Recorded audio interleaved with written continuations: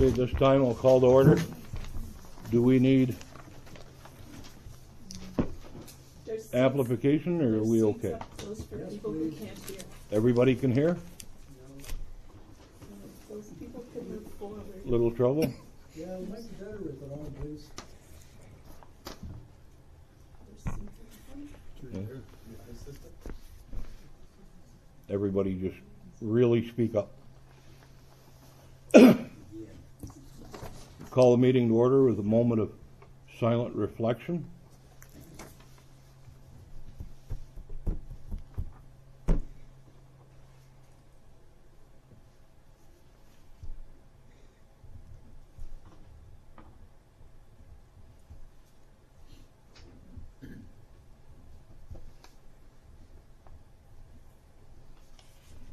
The roll call, please. Mayor Reed? Present. Councillor Chartrand? Here. Councillor Foote? I'm here. Councillor McKay? Here. Councillor Villeneuve? Here. Councillor Foote, would you recite the municipal vision and mission statements? Yes. Yeah. The HCM mission, at your service, working effectively to bring together people, partnerships, and potential for a strong, connected community. HCM vision, providing a healthy, connected, and sustainable community teeming with possibilities for our citizens now and into the future. Thank you.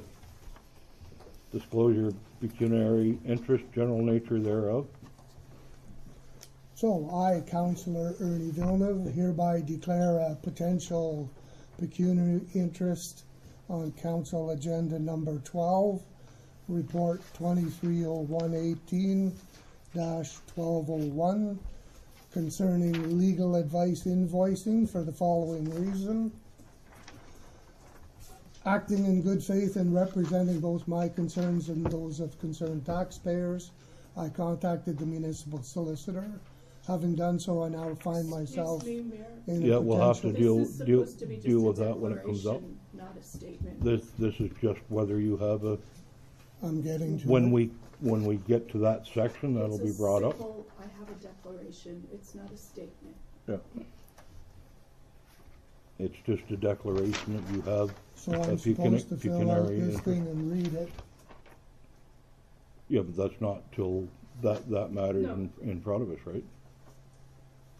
If I could clarify, it's simply, I have a reason because this resolution speaks to my financial situation. Okay. That's it. So that's where I'm at.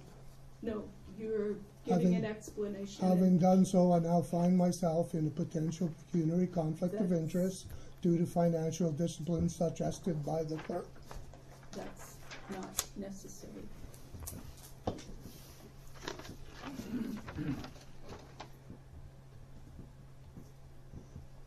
It's a simple fill in the blank.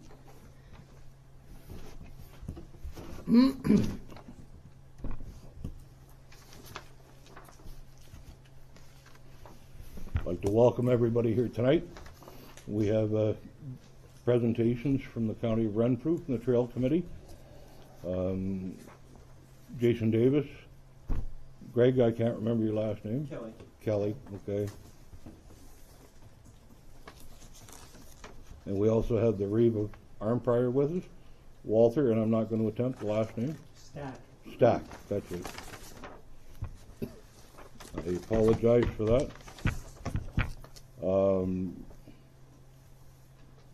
Is Nancy here? No way. Yes. Yeah. Oh, Way she's back there. Okay. We'll let the County of Renfrew go first.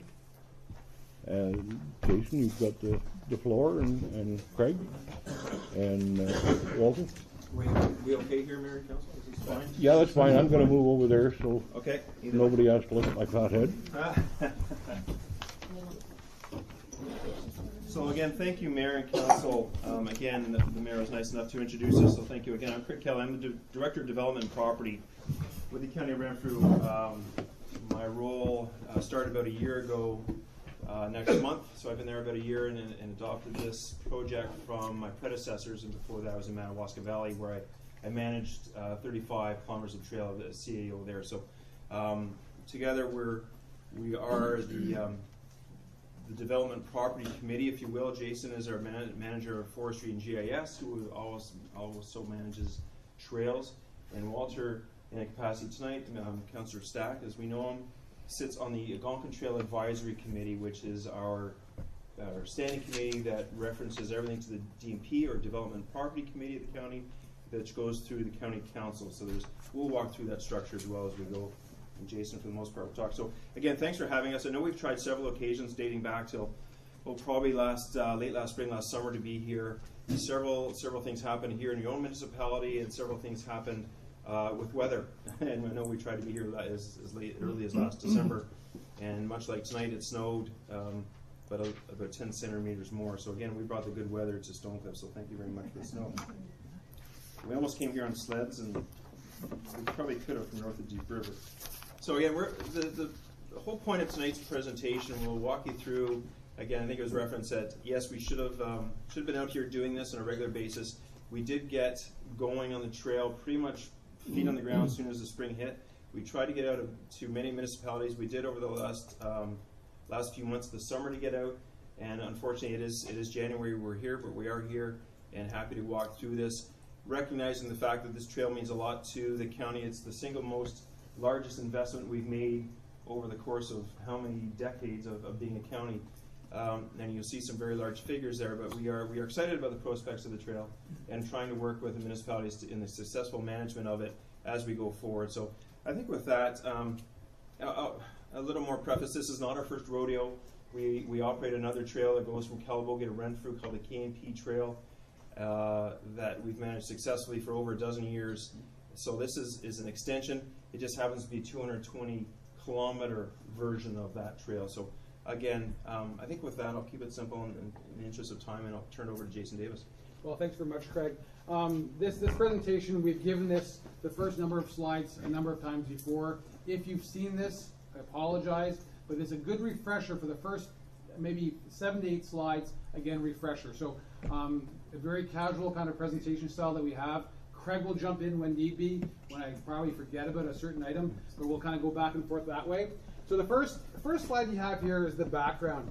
And the reason why I've had this slide up is to give the indication that the county did not want to acquire the corridor. They wanted to keep the rail line at the time when CP said they're going to discontinue it as an active rail line. But as you see here, 2010, this process has been going on since 2010 when CP made the declaration of discontinuing this active rail line. So what you'll see here, number of items happened in 2010. Again, through the process of discontinuation, it went through the federal government for their look-see if they want to have any interest in the line, which they didn't. Went through the provincial, and province had no interest in this corridor. So as we move forward, the next slide is just the media releases to give you, again, the idea. In this media release slide here, municipal leaders and business leaders gather to find ways to keep this rail line open. Again, the whole idea, the county didn't jump in automatically and say we want the rail line as a recreation corridor. They wanted to keep it as an active rail corridor. And they had a great big open house in the town of Petawawa. Again, 70 individuals, as we kind of highlight here, came to meet go to the meeting to provide their input to keep this rail line open.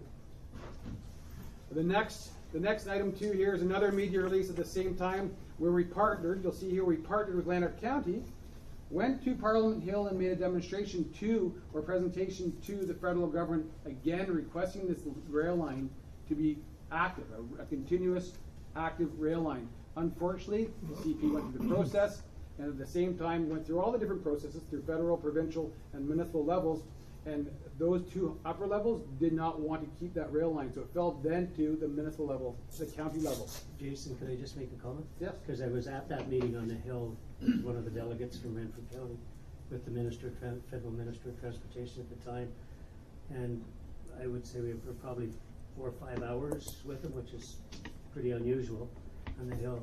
But it sort of ended up, and I never forgot the statement he made. He said clearly that the federal government got out of the rail business 100 years before because they couldn't manage it, and they had no intentions of getting back into it. So that just drew that whole thing to a clear conclusion. Thanks, Reeve. As you can see here, this is where you can see a start of maybe a bit of a partnership between Lanark County and Renfrew County back at the time. Again, this was 2010, 2011, or 2010 timeframe.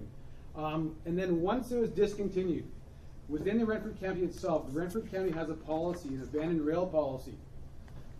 And this is the next slide. And this gave direction to the elected officials. And at the first item, there's a number of items in this abandoned rail policy, but to try to keep the rail line in the public hands, or the county hands, when and where possible. So this is the driving force of why the elected decided to keep this rail line in the public realm or in the county hands. Again, if you need to see this is on our website, or if it's not on the website, we can always send it to you guys. And the next number of slides is corridor facts. I'm not sure if everyone here understands the breadth of this corridor. So as you can see in this map here, this is Smith Falls at the very bottom.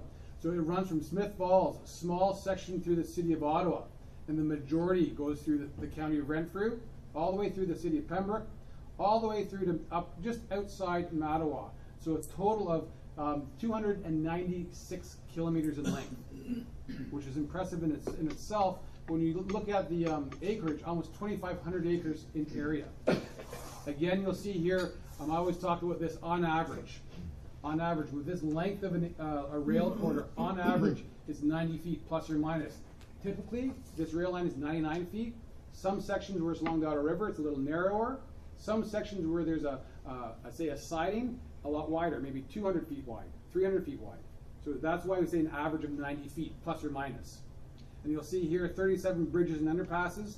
Again, not all have to be maintained by the County of Renfrew or at the time the CP rail corridor. We'll get into that a little bit later during one of my slides about MTO. Again, 296 kilometers and 2,500 kilometers, 2,500 acres in area. So it's just specific Renfrew County facts, and you'll notice the next slide will be Head Clara Mariah facts. But for Renfrew County, again, we are the majority of this rail corridor. 219 kilometers in length, running from stem to stern through 10 municipalities, including the separated city of Pembroke. Again, we have the majority, 72% of this rail line is within Renfrew County.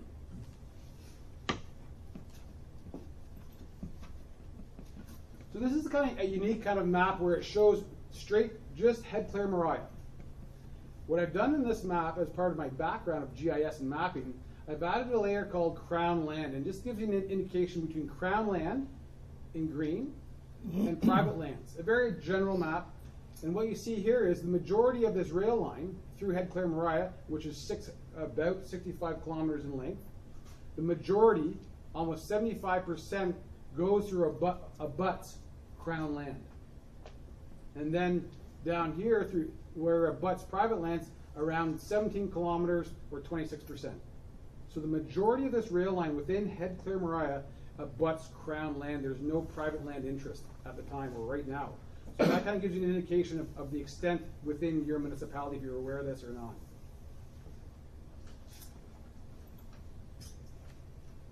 So back to the partnership of Lanark County and Papineau Cameron. So once the county realized that the CP rail line was up for acquisition, CP only wanted to deal with one entity. They realized there's a number of municipalities along the corridor that would be interested in it. So they decided to deal with one entity, which was the County of Renfrew, Lanark County, and Papineau Cameron to the north. So we created this partnership in 2013, this partnership bylaw, where the direction of the partnership was to acquire this rail line when applicable, and that's how it came to fruition, this partnership.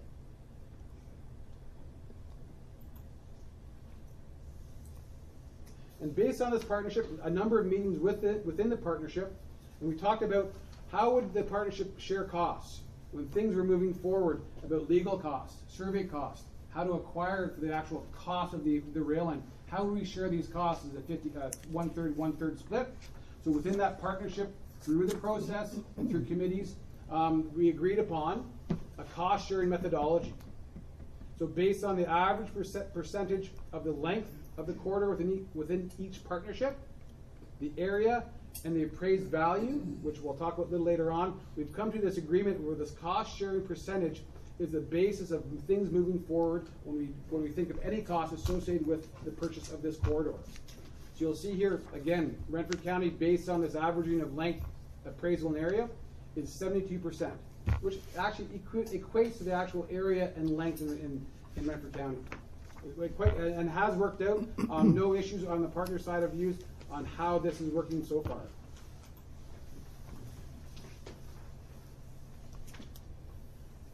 So one of the main considerations is how much is this property worth. So through a third-party process, the County of Renfrew, on behalf of the partnership, hired this appraisal firm called Antec Appraisals. Again, it's a third-party arm's-length deal away from CP, so for CRA or tax purposes, it's an arm's-length deal. They went through their process. It was a $60,000 project for them to get this appraisal, so it wasn't a simple a one-off. This is an appraisal company that deals with abandoned rail corridors all the time, and you'll see here, this is the market appraisal value that they provided us, and which started the whole process of acquiring it through CP. CP liked the price, the appraisal value, and we use this as our tax receipt. So based on this appraisal, again, the third party, the appraisal value is $77 million.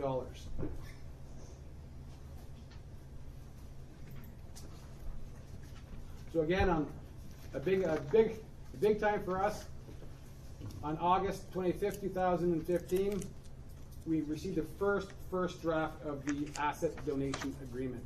So we don't call it a sale because there's not a large cash value towards this. We call it asset donation. They're giving us an asset or a donation for a tax receipt. So that's why I use the term, instead of a sale, I use an asset donation. So you see here, part of the asset donation agreement is a tax receipt plus a cash value of $500,000. So again, using that same cost averaging, it costs the County of Renfrew for 219 kilometers and X number of 1,200 acres of land, $360,000 in cash, and a tax receipt for our portion. So I think it's a great deal, a good, I wanted to highlight, actually, Reeve Stack, our chair Sweet, who negotiated this deal at this price. When CP first came to the County of Renfrew for a cash value, they talked about $34 million cash.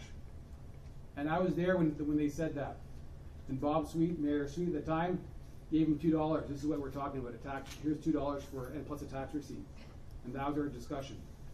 CP had to walk away from that. They came back again for $21 million, came back down, down, and down until his final agreed upon number of $500,000 cash, plus that tax receipt.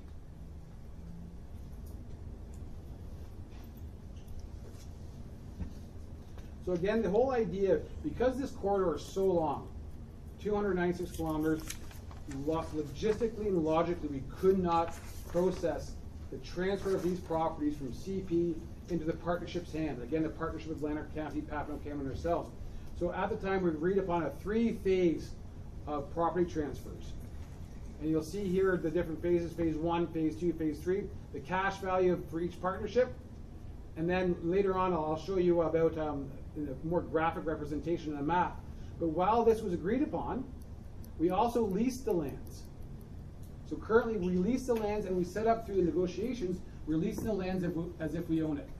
Any decision on the lands comes through the partnership, either Lanark County, ourselves, or Papineau Cameron, for any decisions along this rail corridor. So that was part of the negotiation.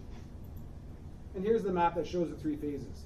So the first phase is about 89 miles. I go by miles because that's what CP does.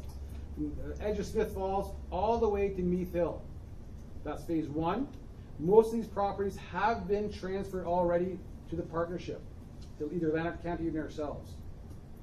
Phase 2, from Meath Hill to the village of Chalk River, 60 properties in phase 2 have been transferred from CP directly to the County of Renfrew last November, December. So the process is going along as we speak. And phase 3, so Head Clara Mariah is in phase 3.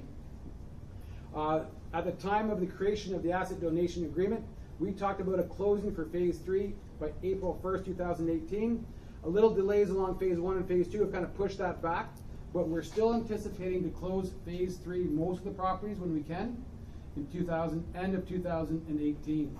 So we'll have ownership of this property in this area by the end of 2018. It may take a little while longer when we see the lawyers' comments and things like that, but we're aiming for the end of 2018 for this area.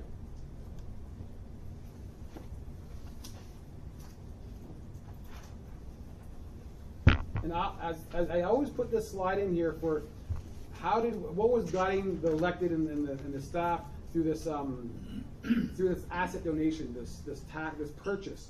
And these are the main items that we talked about before this purchase could really happen. A low cash value of $500,000, a tax receipt. And one of the biggest items that we've won, I'm going to say won, because CP has acknowledged that they've never given this environmental component of the asset donation to anyone else. So CP has identified the county or the partners, I say county here, it's County of Renfrew, but the partners of any pre-existing environmental conditions. We have all the environmental reports from CP. If for some reason something comes across in the future that there's an issue, an environmental issue, and it's a pre-existing issue, CP will look after it. So that's a big win for the negotiating team to get this environmental clause in there. A second item, typically, CP will not pay for any survey costs. And as we know, as we're moving through this process, we know their survey costs. They said they never do this, but through the negotiations with Reeve Stack, Mayor Sweet, Peter Emo, Reeve of Renfrew, CP agreed to pay $70,000 for phase 1, any survey costs, $50,000 for phase 2, and $10,000 for phase 3. Again, unheard of at CP's point of view, but we got that through our negotiations. And this one last thing is a continuous corridor. We needed to have this as a contiguous corridor, which we have in place right now, and we'll keep going forward with this. And infrastructure. We know there's bridges and structures throughout the whole corridor. The partnerships agreed we'll take the structures as is, where is. We know some bridges may need work or might need work, but we understand that that's an issue we'll have in the future, and we'll deal with that one at a time.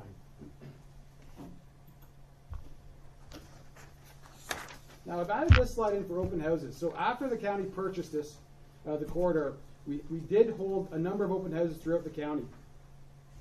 And the whole idea of the open houses is to get input or feedback from the public, from the municipalities. So this was given to every municipality in Renfrew County to say there's going to be open houses within the county of Renfrew. And due to timing, staff, and cost, we picked 6 different locations. Unfortunately, one was not here in Head Clara Mariah, but we did have our very first one in the village of Chalk River. Very well attended. We had over 70 people there. We had the mayor was there at the time with another councillor. We had good feedback, very good feedback. I can tell you, we received comments from all the open houses. We've written them down. They're part of our committee packages.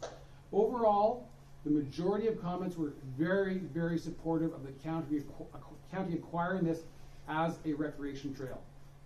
Sure, there was complaints and people wanted land to be given back to them or back to their family, but overall, over 80% of the comments were very, very positive within these open houses.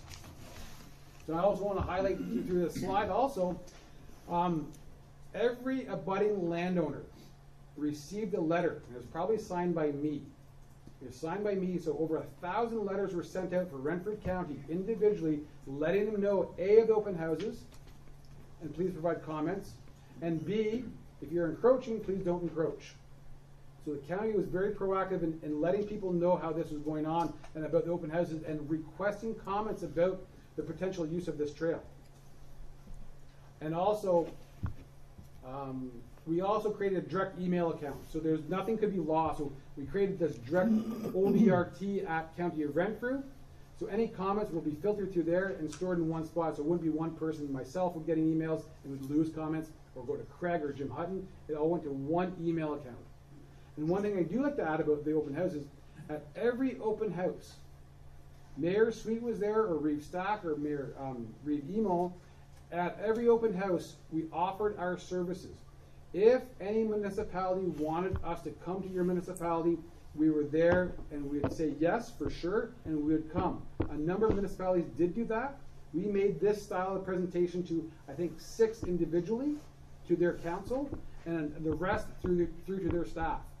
But I want to make sure that was clear. We offered our services at all times in every open house and at any time, at D&P committees or at county council. I know our Chair Sweet, always offered that services, and he led the presentations at most of those municipalities.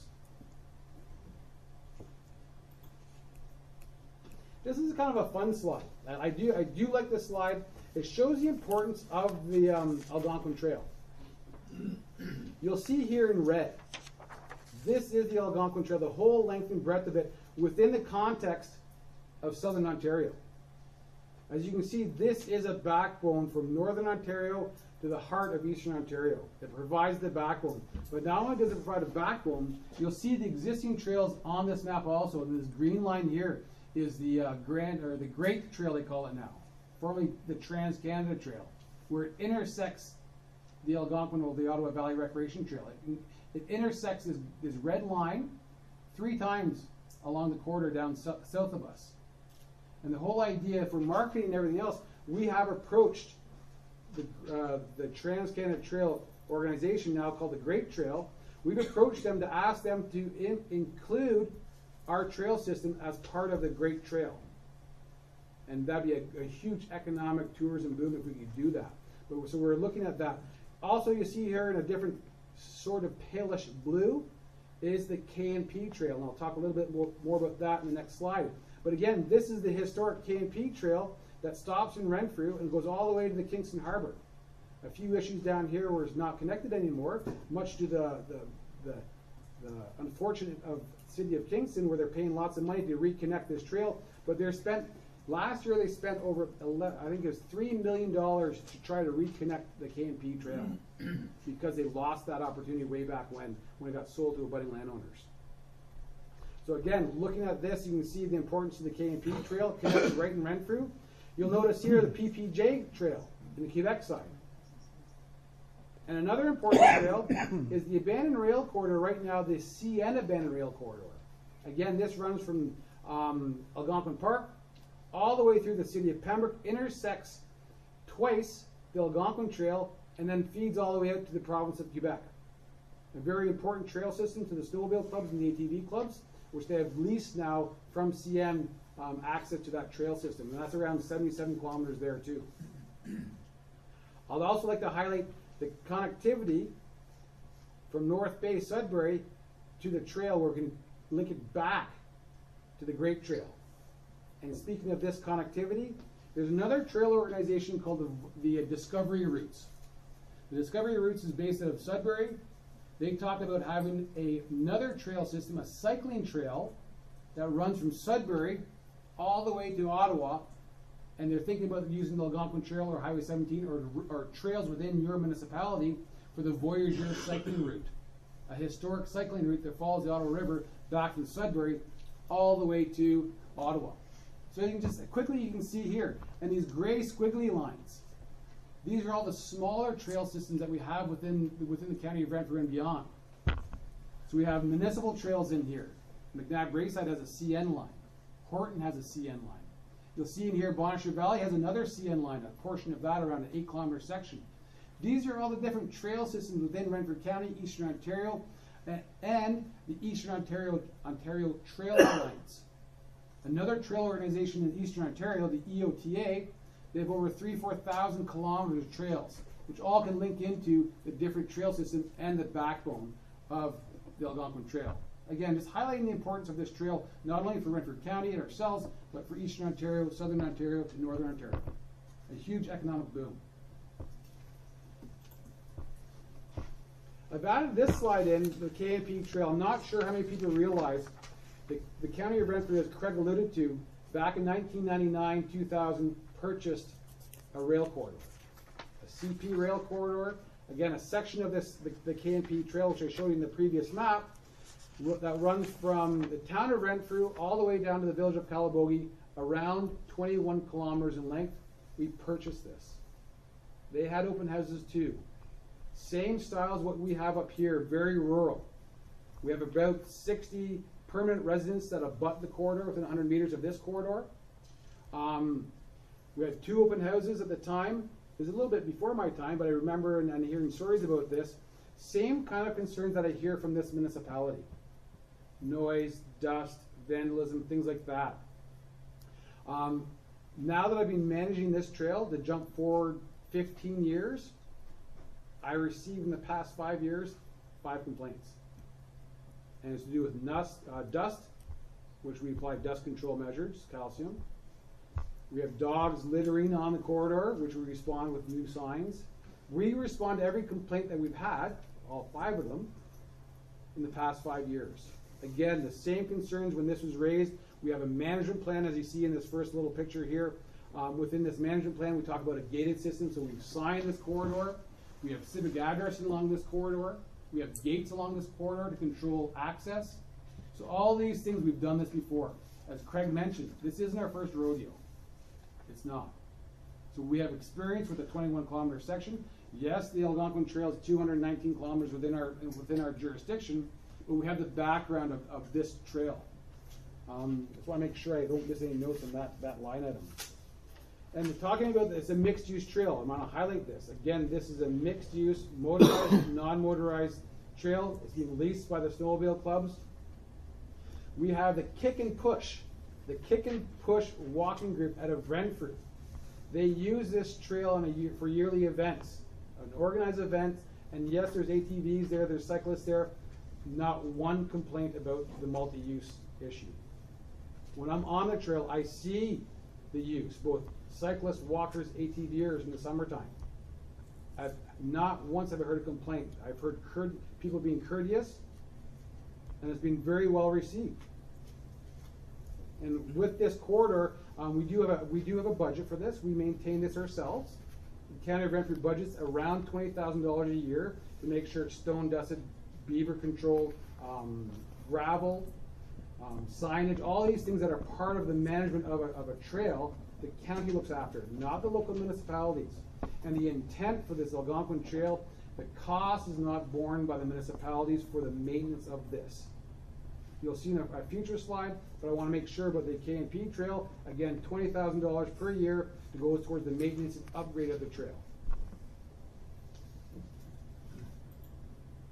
I'm going to pass it over to Craig. If Give I may. Jason a bit of a break here. He's been on for a while. So just in terms of economic importance as an economic developer, so we pulled some numbers from the 2015 tourism profile for the area. So in pure numbers, people coming to the area for certain purposes and using trails, $43,000 or 43,000 people, skiing 18,000 or so, snowmobilers, and so forth. So people are coming to the area recognizing the importance of outdoor activities, healthy living, and using our trails to get there and use that for that. In terms of pure numbers, it's not also about the motorized as well. In Ontario, $773 million is the benefit going into cycling, $36 million for equestrians, believe it or not, $720 for mountain biking, and for off-road motorcycling, $70 million. So these numbers are updated regularly, but these are showing what the province recognizes as a benefit to outdoor living and trails and outdoor growth. Next slide. So this is recently at an ATV summit last summer. Across North America, is the number? I believe it was North America. North America. It's almost $7 billion is being spent on ATVs, employing over 55,000 people, and creating $2 billion in taxes. Now, those are big numbers. That's North America. And those are the numbers that were presented to us. We're not going to debate them, but those, again, were offered to us in terms of the benefits of an ATV and multi-use trail in North America. And recently, the Intrepid Snowmobiler came through the area, and 2 trail systems in the area, the Ottawa Valley Trails overall, and out in Barry's Bay and area, Madawaska Highlands, were ranked number 2 and 3 of the top 5 trail tours to take in the area. And I see Terry Bogie from Snow Country, so thanks to the snowmobile associations and the local clubs for treating these guys to the area and showing them what a great place we are to visit and spend money. Number 1 was Northern, I think it's the Northern Corridor and pipelines and stuff way up north and Cochrane and all that. You want to take this over? Yeah, sure. I'll jump back in. So thanks for the break, Craig. So again, I talked about the K&P in my last slide. So this is the Algonquin Trail. So in 2017, County Council gave us a budget of $140,000 to start the work with the Algonquin Trail. So, but before I talk about that, I want to highlight something though. So we do receive lease revenues from the Algonquin Trail. So every existing lease that CP had for this corridor was then transferred to the partnership. So if the lease was in Renfrew County would get that lease revenue. If it was in Lanark County would get that lease revenue. And if it was in Papineau Cameron would get that lease revenue. So at the time of the asset donation agreement, approximately $64,000 worth of leases help offset the cost of our operating budget of $140,000. So eventually, when the county gets all of the lease revenues, it'll be around $50,000 a year. And again, that helps offset that cost of $140,000.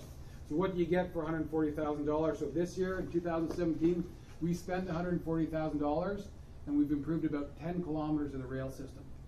Again, you'll see here we talked about brushing, fencing, all the things that need to be done to create this rail corridor into a usable format, not just for ATVs, not just for the snowmobiles, but for all use.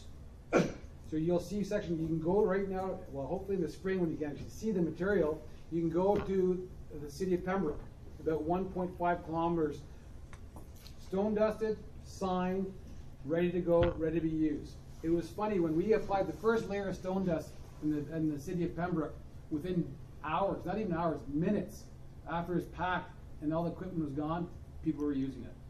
Walkers. And every time we go there, we see walkers. People, wheelchair, people on a person in a wheelchair was using, a motorized wheelchair was using that corridor within hours of us finishing that. So we see the success story when we see people using it like that. In the town of Arnprior, Reeve Stacken can really say a little bit about the work we've done in the town of Arnprior. Yeah, I guess, I don't know how familiar you are with Arnprior, but from the Madawaska River across through to Division Street, which is the border of McNabb Braeside and Arnprior, Snowmobile Club did a super job on the trestle, probably the largest trestle, or one of the largest trestles on the whole system, and they railed it and decked it last fall, and spent money grooming the trail, and the county did building it across to John Street. We had a bit of a unique situation in that we did a downtown revitalization over the last two construction seasons in Arnprior and spent about $11 million in our downtown. And Kavanaugh Construction of Arnprior did that work in Arnprior, and they had an agreement with the county to use the CPR, the old CPR property, the stockpile equipment, aggregates and their equipment and fencing and all that stuff. So then the county staff did a super job of negotiating with them. So when they finished, and they finished late last summer, that they would build the trail across the town of Arnprior for it. So, and I tell you, I live 7 houses from the trail. It comes right through the heart of town, crosses the main street. It's very thick from a residential point of view, and you know, house lots are 50, 60 feet apart, so you can imagine, and it crosses the full breadth of the town, and it's been open since fall for the snowmobiling. And it's interesting, we were talking on the way up, and Craig had mentioned he was talking to our planner, and she was kind of surprised it was open because she hadn't heard from anybody. And we had, you know, we had a meeting in Arnprior, and I've been on council there for 13 years. You know, I was born and raised in Arnprior. My family's been there for over 100 years. Everybody knows me. I'm on the streets all the time. You know, I have to say that 90% of the input I got through this whole process is very positive, but that 10% of concern, and I prefer to say concern rather than complaints, was there with noise and, you know, dust and, you know, speed and control and that sort of thing. What we did as a community, we passed a municipal bylaw that says access to the trail is dusk to dawn, has a speed limit of 20 kilometers an hour on it. And we've had the last 3 months of constant news, up except for last week with the weather, right? It was surprising because the sleds were just going through there day and evening. Not one complaint. Nobody's, you know, people are now talking to me on a regular basis about the trail and accessing it, and now the connectivity.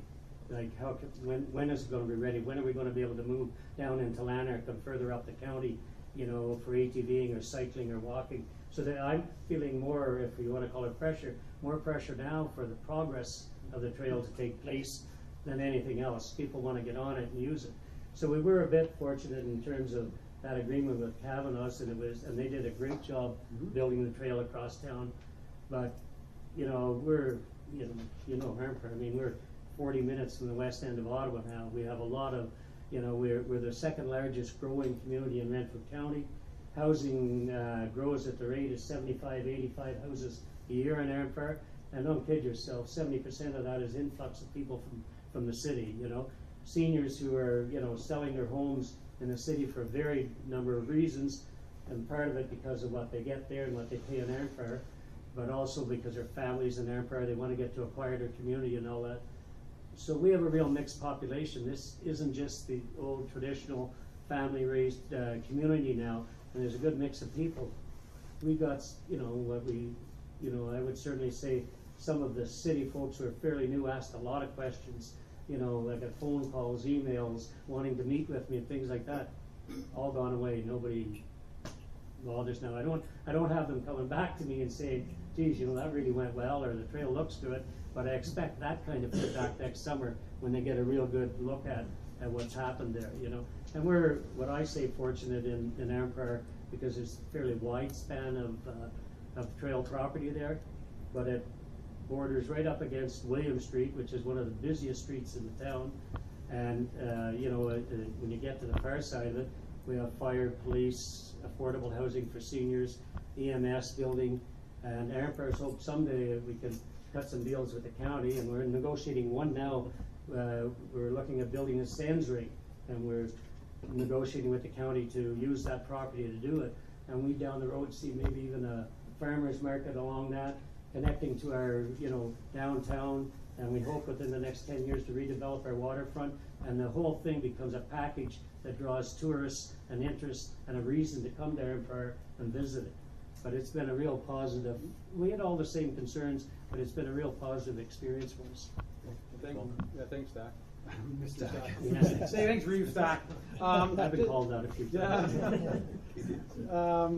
Just to finish off this slide, I do want to talk. So when we talk about an operating budget, we're not asking local municipalities to add anything else of their monies to this. The county's looking at for this, like the KMP Trail. If a local municipality is willing to help us, which they do with Adamson Bromley, we'll take that help for sure. We're not expecting money or support from the local municipalities. If they want to give it freely, we'll take it freely.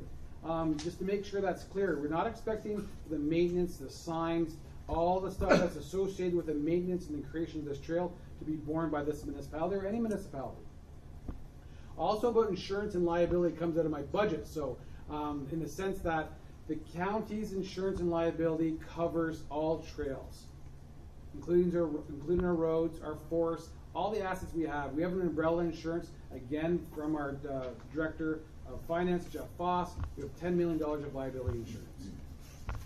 So that covers the trail. With this acquisition, it didn't change that cost of our insurance. So additional, basically 219 kilometers of trail did not change according to Jeff Foss. Let's see. And the whole idea for our budget too is we can use this $140,000 for seed money for grant applications. So of this $140,000, and you'll see in a couple of slides later on, we use the seed money to get more money from the province through an OMCC, or the Ontario Municipal Cycling Grant Application. So we need this, we use this $140,000 base as seed money when we apply for grants. Also, our focus for 2017 and 2018, direction from our ATAC committee and county council, to work within the urban areas first. The most use of the trails being the urban areas are in Pryor, Renfrew, the city of Pembroke, Petawawa, things like that. So that's where we focused our focus on first for the 2017, 2018, and then working our way out towards to meet each other within that sphere. But now with this successful grant application of OMCC, this is going to be expanded further, and you'll see that in one of the next slides. So just very quickly, legislatively, this is how we work. We work from direction from committee to council. So our process is very long, as you can imagine, because the governance of it all. We have committee meetings that make recommendations like here to a council. So going back in time, these are several resolutions that suggest that this was talked about at least twice, if not 3 times, at different committees and council meetings to determine what it's going to be, what it's going to be called, how it's going to work into the strategy, what the uses of the trail. That was the latest one in June of last year, and what the uses are going to be. And these are fairly consistent with our partners in Papineau, Cameron, and Lanark. So when it was designated as a multi-use trail, that resolution is the same as it is in Pepino Cameron, Yeah. and the same as it is in Lanark. We wanted to be consistent along the whole area, so if you're willing to drive from Smiths Falls to near Mattawa on an ATV or a bicycle, you will be expecting the same treatment and the same conditions, if you will, of the whole way. So this next slide is only three line items, and it's very, I know through different correspondence from this municipality about the planning implications of this trail. So I want to talk about both the provincial policy statement and official plan first. Again, the provincial policy statement is a document to be read as a whole, as we should know, and it's a policy. It provides guidelines. And there's nowhere within the PPS, or the provincial policy statement, that says there's motorized use is not allowed. I want to have that clear up front right away. If that was the case, if the PPS said motorized use is not allowed, provincial policy statement, there would be no ATV trails or snowmobile trails within Ontario. So I want to read a couple of sections of the PPS for you and for the crowd, if I could. Sections 1.5 states that healthy, active communities should be promoted by planning and providing for a full range of equitable distribution of publicly accessible, built, and natural settings for recreation, including facilities, parklands, public spaces, open space areas, trails, and linkages where practical, water-based resources also. Section 1.6.8.4 of the PPS states, the preservation and reuse of the abandoned rail corridors for the purpose that maintain the corridor's integrity and continuous linear characteristics should be encouraged wherever feasible. And section 1.7.1.f and G go on to state that long-term economic prosperity should be supported by providing an efficient, cost-effective, reliable, multimodal transportation system that is integrated with adjacent system and those in other jurisdictions, providing opportunities for sustainable tourism. That being said, those sections of the Act make it very clear that there's no issue with the PPS and this trail, this Algonquin Trail and its multi-use characteristics. As for the official plan, like the PPS, they're guidelines. The official plan's guidelines and policies, which specifically do not say motorized use is not allowed, but it does state, again, I'll read a couple of sections if I could. Section 1.4, the whole basis of the county official plan states, further development for tourism states there is also potential for the development of the extensive network of recreation trails within the county of Renfrew, purchase of the abandoned rail corridors, local and or county purchase of these corridors is extremely important as they can be used for utility, recreation, or future transportation. And one more section, if I may, for the county official plan states that public uses, which include recreational uses, which are owned and operated by a public authority, are permitted within all land use designations except for agriculture environmental protection designation, and that the design of buildings are in keeping with the characteristics of the surrounding areas. Again, that being stated, so there's nothing in the PPS or the official plan that goes against what we're planning for a multi-use, publicly used, serviced by an upper tier municipality for this PPS and the county official plan. Now talking about the zoning bylaw. So Head Clara Mariah, I'm sure you're aware, but Head Clara Mariah is a general provisions bylaw. So we call it a general provisions zoning bylaw. So there's no specific zones within this bylaw. There's no residential zone, commercial or industrial or environmental protection zones. Because it's a general provisions bylaw, all these general provisions apply to all private lands within this municipality. That being said, the bylaw is silent on the use of trails, roads, driveways, which are considered as permitted uses. I know you have a legal opinion in front of you for debate or for discussion. We have a different opinion on that. That's what this whole idea is about. But the idea that we are very confident and sure within this zoning bylaw, it is I'm looking for the word, a public use. We're comfortable with that situation. And we'll move forward with that situation within this zoning bylaw. Even though we understand you have this legal opinion, we have our opinion also. And so that's all I'm going to say about those three items in the zoning bylaw, official plan, and provincial policy statement. Again, in the Municipal Act, just to highlight our jurisdiction or spheres of jurisdiction. So this one slide here, all we're talking about is spheres of jurisdiction. Again, I'm sure you know about this. What our authority is, what your authority is, general restrictions, section 13.1, if there's a conflict between certain bylaws, I'm not talking about the zoning bylaw, I'm talking about different bylaws.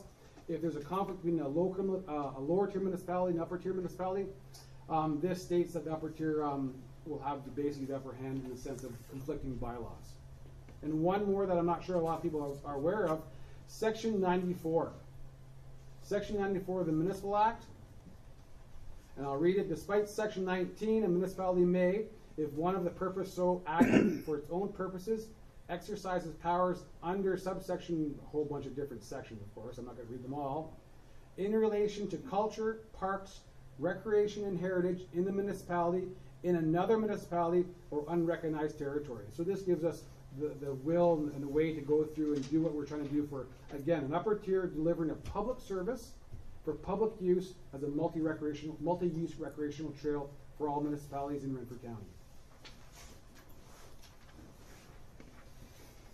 So just to highlight some financials in the last few months, to augment our $140,000, we've had to put together some different studies. We've had to put together some plans for some possible staffing in the new year and other management issues. So $17,500 from OTO, or Ontario's Highlands.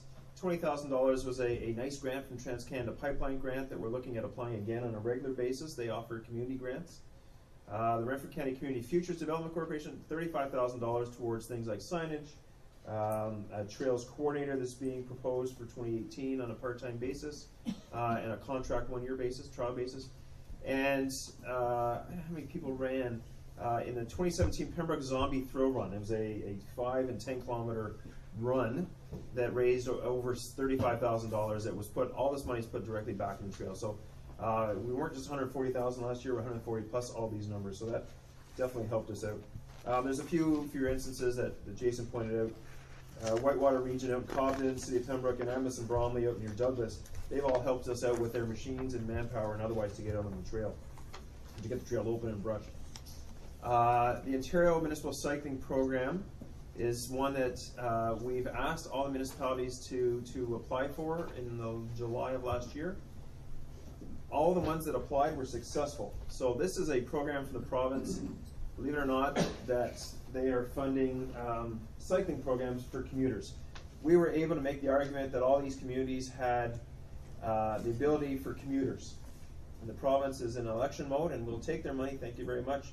And in total, $225,000, $25,000 per community was given. Petawawa, was it on there? Petawawa also received $90,000 of their own money that's going to be used near the trail in Petawawa. And we applied for a larger grant that also includes the possibility of in the future years of hardened shoulders, and we received $372,000. That represents 80% of a project cost. So we have to throw in 20% on top of that we're using with that $140,000. Yeah, so we've done all that. We actually had a meeting that your CEO clerk was in last Thursday, and going over many of these slides to discuss how we're going to work with those municipalities moving forward into 2018. And that's a 3-year, actually 4-year, including the 3+ this year, 4-year commitment for those dollars. So we're looking at well over $1 million over the course of the whole 4 years. So quickly on structures. As early as the first week of January, second week of January, we've met with MTO, who just recently talked to us about the Bissett Creek and Stonecliff bridges. So both bridges are due for upgrades. They are old, and they've informed us that the Stonecliff bridge is in fairly decent shape. You just have to do some minor repairs to the buttresses, the walls adjacent to the highway. The Bissett Creek Bridge, however, is unsuitable for pedestrian crossing, or any crossing actually they've determined. So in the next little while, they are going to be fixing the bridge from underneath to make it safe for travelers under it. Their concern is with Highway 17, but it's still their responsibility to work with these bridges at this point in time. So they are working on that, but that bridge will be closed for use indefinitely until either money is found to fix it, replace it, or bring it up to standard. So that we are working on a solution to go around it.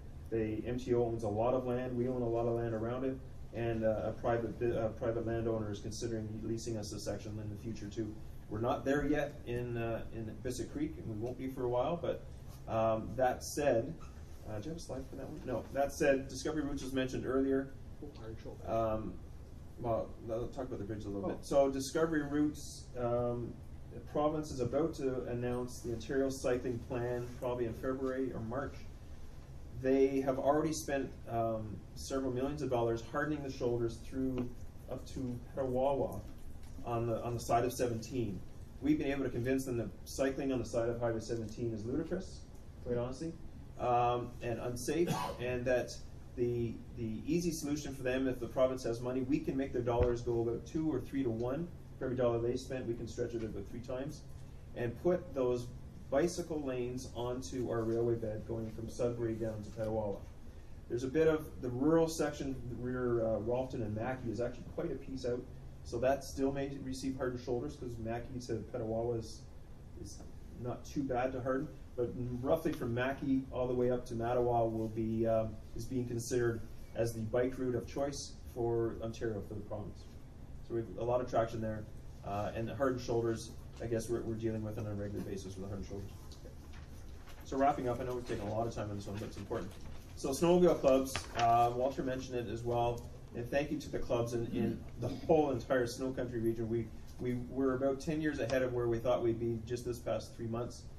$360,000 was given. I'm sure there was probably $400,000 or $500,000 worth of work put into 5-6 structures from Arnprior all the way up to Pembroke. Brushing, grading, and everything else was done on our behalf on those trails out of the goodness of the Snowmobile Club's heart, and which they will allow everybody to use this winter, and will make it easier for us next summer when we go to Stone Dust and surface a lot of those areas. So again, 10 years way past where we would have been just in 3 months. So that's just a few pictures where we're at. Those are some of the bridges. That's Arnprior. On the bottom right is Arnprior. Is that Arnprior? Anyway, it doesn't matter. Arnprior. That's a section outside of Cobden, I believe, that's just been graded and leveled, and nothing added to that, right? That's just a standard graded section, I think, on that area. And that's another bridge, probably by Meath Hill or Bissett Creek, or not Bissett Creek, Snake River, just outside of Pembroke. And there's what you see normally. We bring, when we do work, we filled slides full of this. We bring a brush head in, we brush it, and we mulch a lot of the material, so it's when we leave, you really don't see a lot of damage left. It's a wide swath, mulched, chipped, and kept fairly clean. So the next steps we have, next steps, your CAO clerk has received it from County Council resolution in the next few weeks. Your council will receive a management plan. I understand it's already come to your council, but officially it will be coming in a couple of weeks. A management plan will be there for you to comment back by the end of February, and any changes will be reviewed and perhaps incorporated in next versions. Again, Papineau, Cameron, and Lanark is doing the same things. Terms of reference have been adopted, and you see a little bit below on how it all works. We've talked about how it all reports to County Council.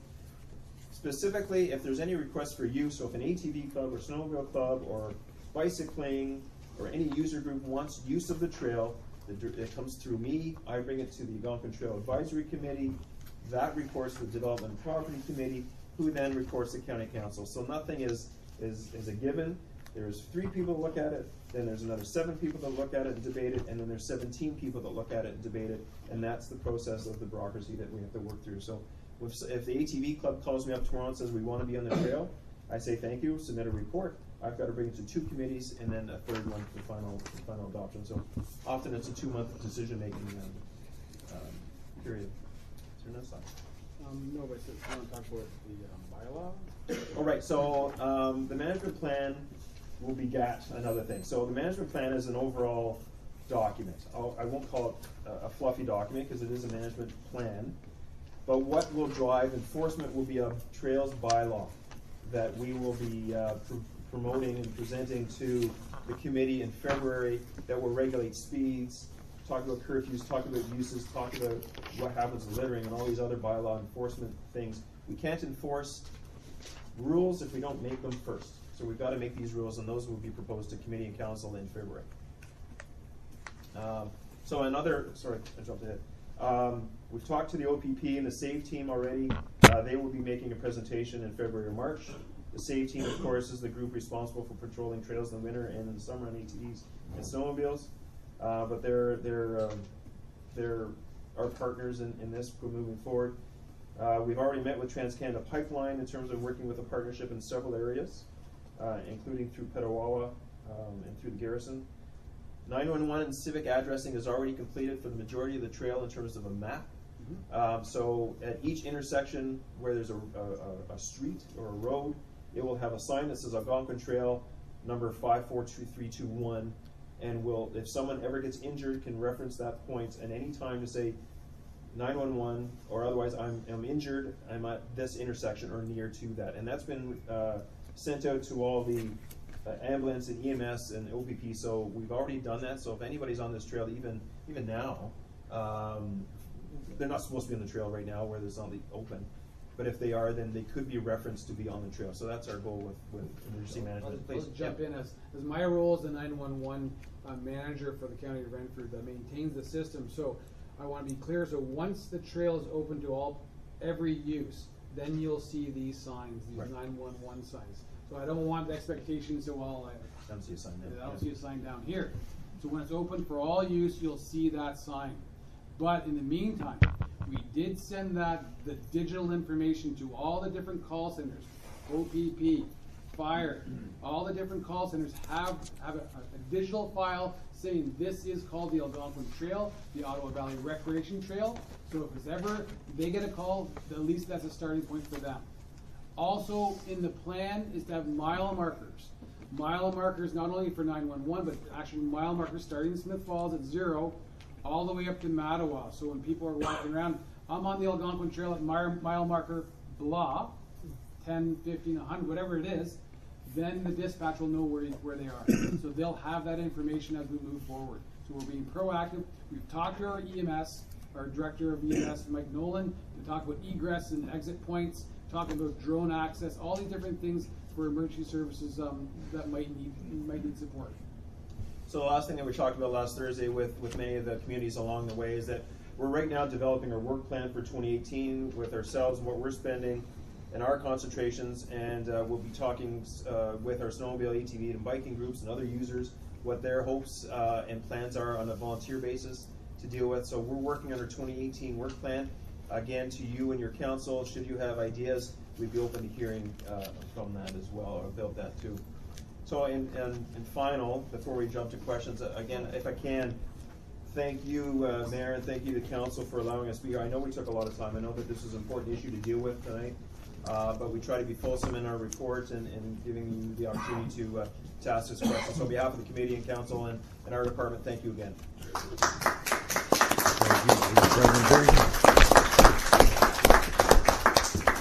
At this time, has anybody from council got questions to put forward to these gentlemen?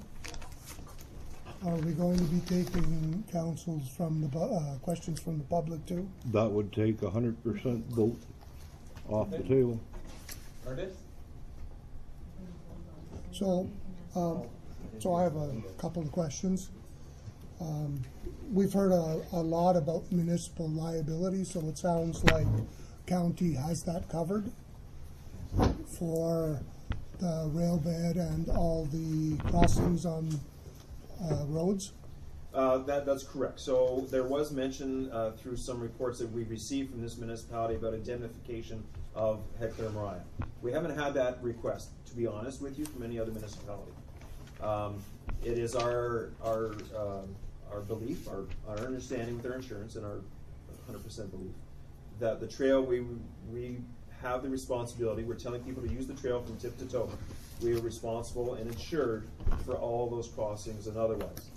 If desired and requested formally from this council that you would like an indemnification or certificate of insurance, we would talk to our insurer to see the methods to get that for you. Okay, thank you. In your opinion, does the municipality have any authority over the use of the rail line at this time? in particular because the land ownership still resides with CP and the county is leasing the trail? Again, either way, we are leasing the rest of. We are about 2/3, 1/3, close to getting to be half owned in our name. So the lease, as we have it structured, is that until such time as we own it, we are leasing it as owners. So right, it's one of those situations, very good situation for us. We can treat it and act like it is our own. So we do believe we have all the powers that it provides to us as ownership.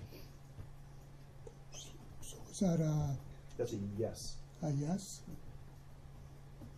with an explanation. And that was the way CP wanted it. That was the way CP wanted it. They wanted really nothing to do with it. You want it all. You're going to own it anyway, so you may as well treat it as your own from day one. When you sign today, you lease the rest and you have it all. Right.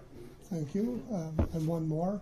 As things currently stand, does the Snowmobile Club have the legal right to use the leased sections of the trail? Short answer is yes. Thank You want a longer answer? Nope. Okay. Thank you. Now, to add to Councilor Villeneuve, I think part of the question that's on the table is where the trail has to use our road access or across. It's still up to this municipality to grant that crossing or use of that part of the road. So let's work through that in terms of where it has to use your access. So what Well, we have. well, where it's crossing an actual Road. Okay, municipality, a municipal road. Yeah, so when we haven't finalized the purchase in your municipality, right? So to be clear, I'll preface that first of all. Jason may jump in here.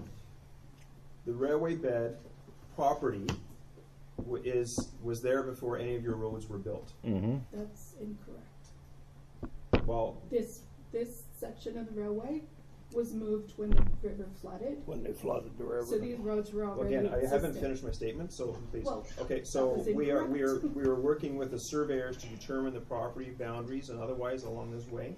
So I can't globally just say it's in everywhere that is the case. Yeah. In all the issues we've dealt with so far, the majority, very large majority, minus a few, it's that the trail is under your road, the roads. Okay, sorry, I'm not going to say your roads, under most municipal roads. So that's our ownership. So we haven't split hairs with any municipality that way or giving access to. It's Okay. been an understanding and a good partnership with most municipalities. They haven't fought us otherwise at this point. I think one of the only comments that I really have is I would have loved to have seen this a year and a half ago. Because yeah, and again, if Because we need to apologize, there's for being a here, lot of yeah, for sure. sort of answers that we just heard tonight that we didn't have access to before. Well, just a minute, because, being in the committee for the last 7-8 years, we decided as a committee to target 6 communities in the county to present all of this, and the first one was at Chalk River, and there were representatives of your council at the time and community at that meeting. Okay. Okay, we didn't set it up in every 17 municipalities. We chose 6 that sort of shared the geographic map so people could come to it. So the opportunity was there for anybody in Headcare and Mariah, like the others who did from that night, to be in Chalk River that night and see all of this. Okay. And So, in most of our townships, the rail bed is elevated. You have a hard time getting 16 feet. What are you gonna do to make that safe for, one, because we already had it happen, an ATV fly off the side of the damn thing, and 2, so if it's multi-use, you got a snow machine going that way at 50 miles an hour, and you're walking this way or skiing this way, There's nowhere to go. there's nowhere to go. If I may, Mayor, Yes. through you to Councillor, the whole idea of this rail corridor, as you know, for the rail corridor, the sight lines are fantastic.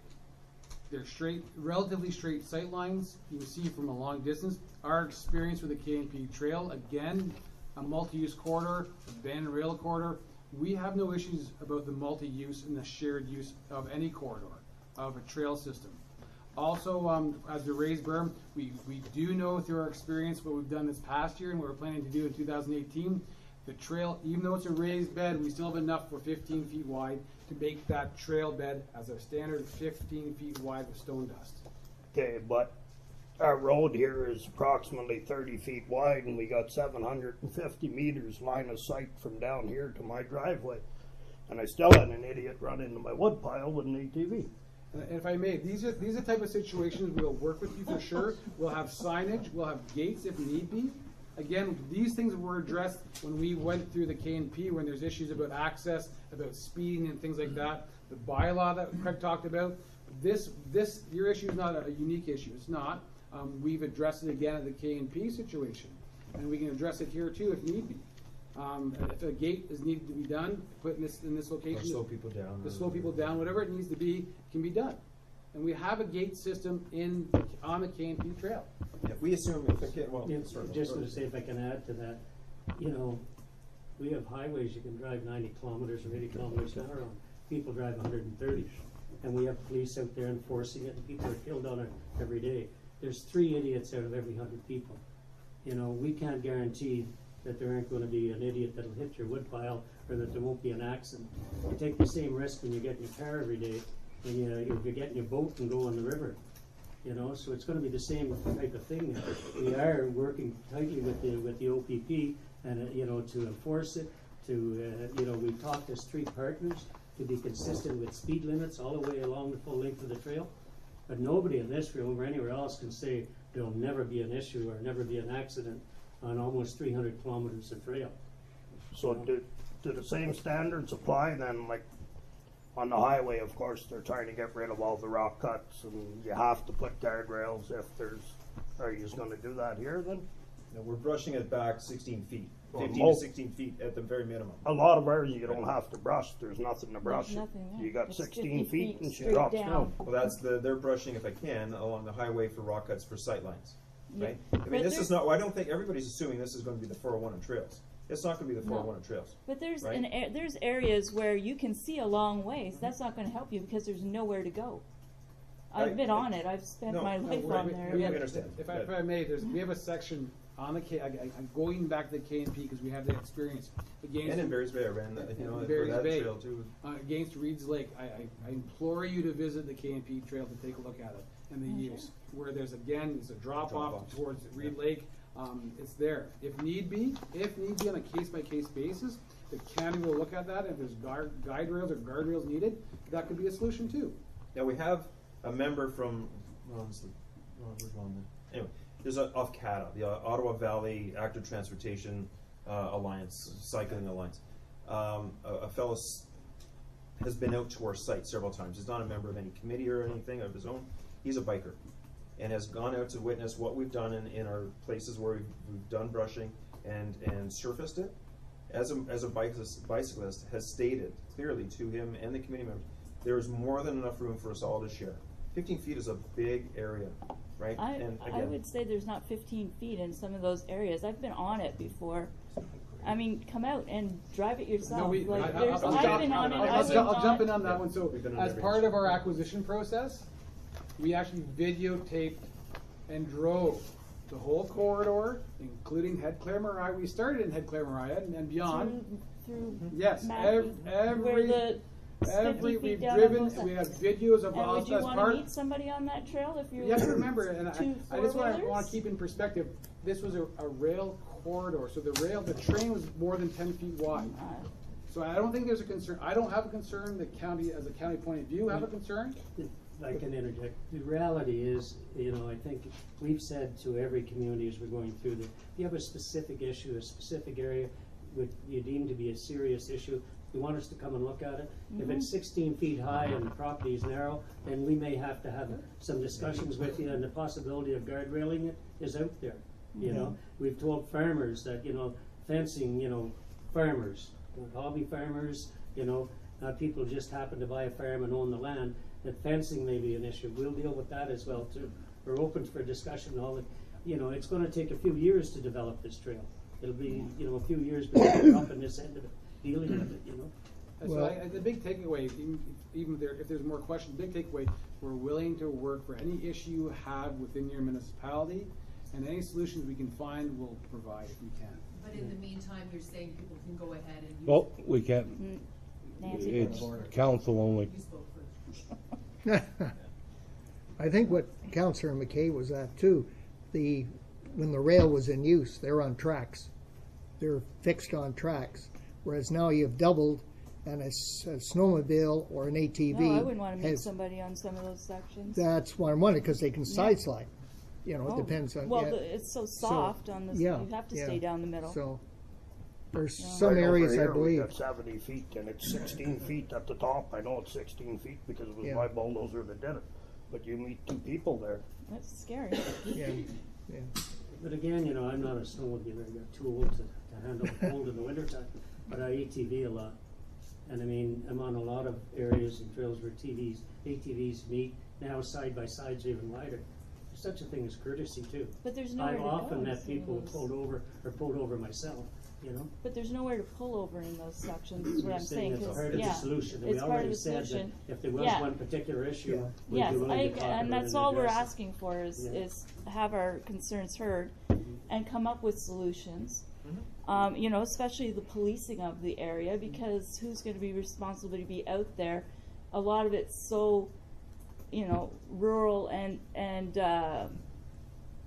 it's 200 and what did you say? 200 and 296 was visible. yeah. So who's policing all of that? And you know, sure, Arm Pryor has police force that's in their area doing that. We have nobody here. We can barely get OPP out to answer a call when it's an emergency. So who's going to come out? Oh, somebody's speeding.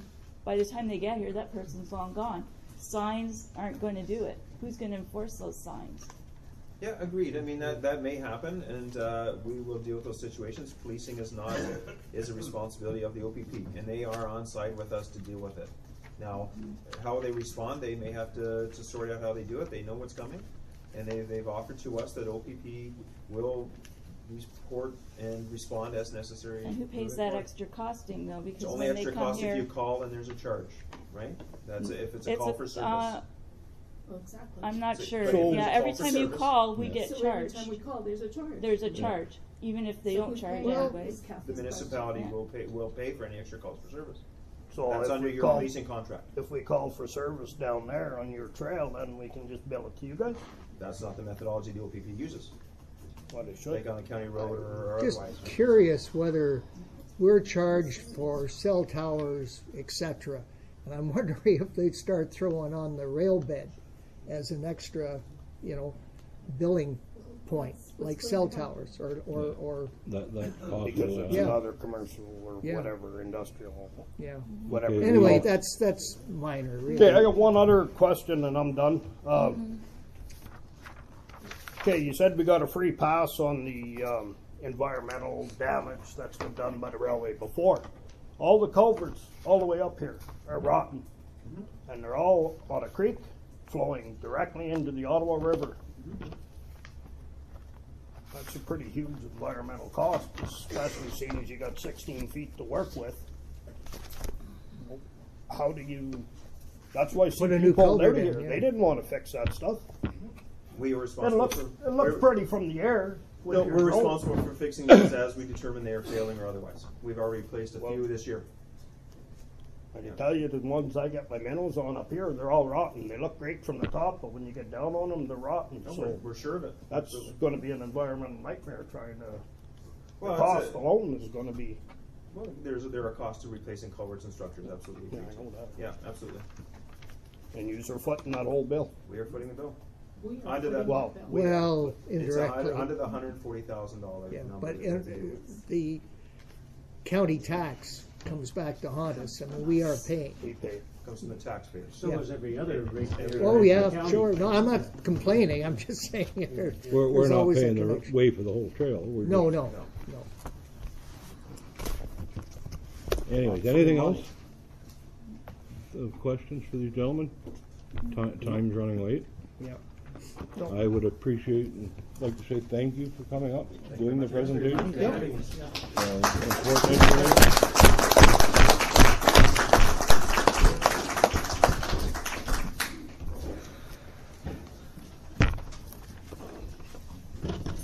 Okay. And we have a Deputation. presentation by Nancy Rose.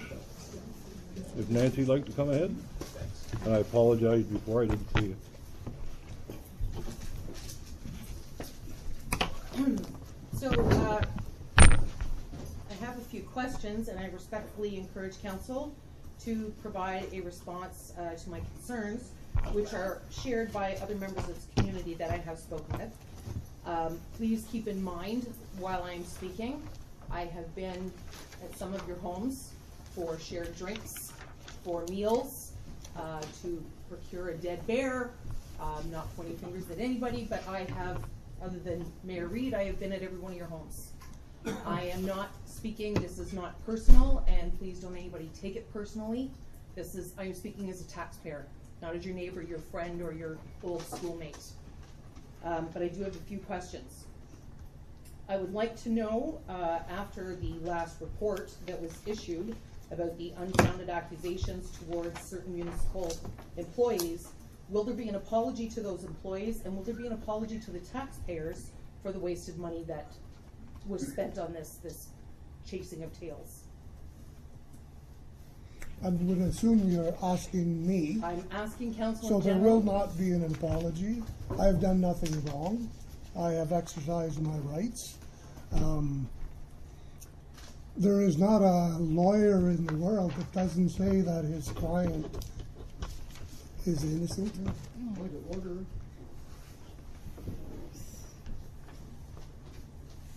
Delegation is not a debate.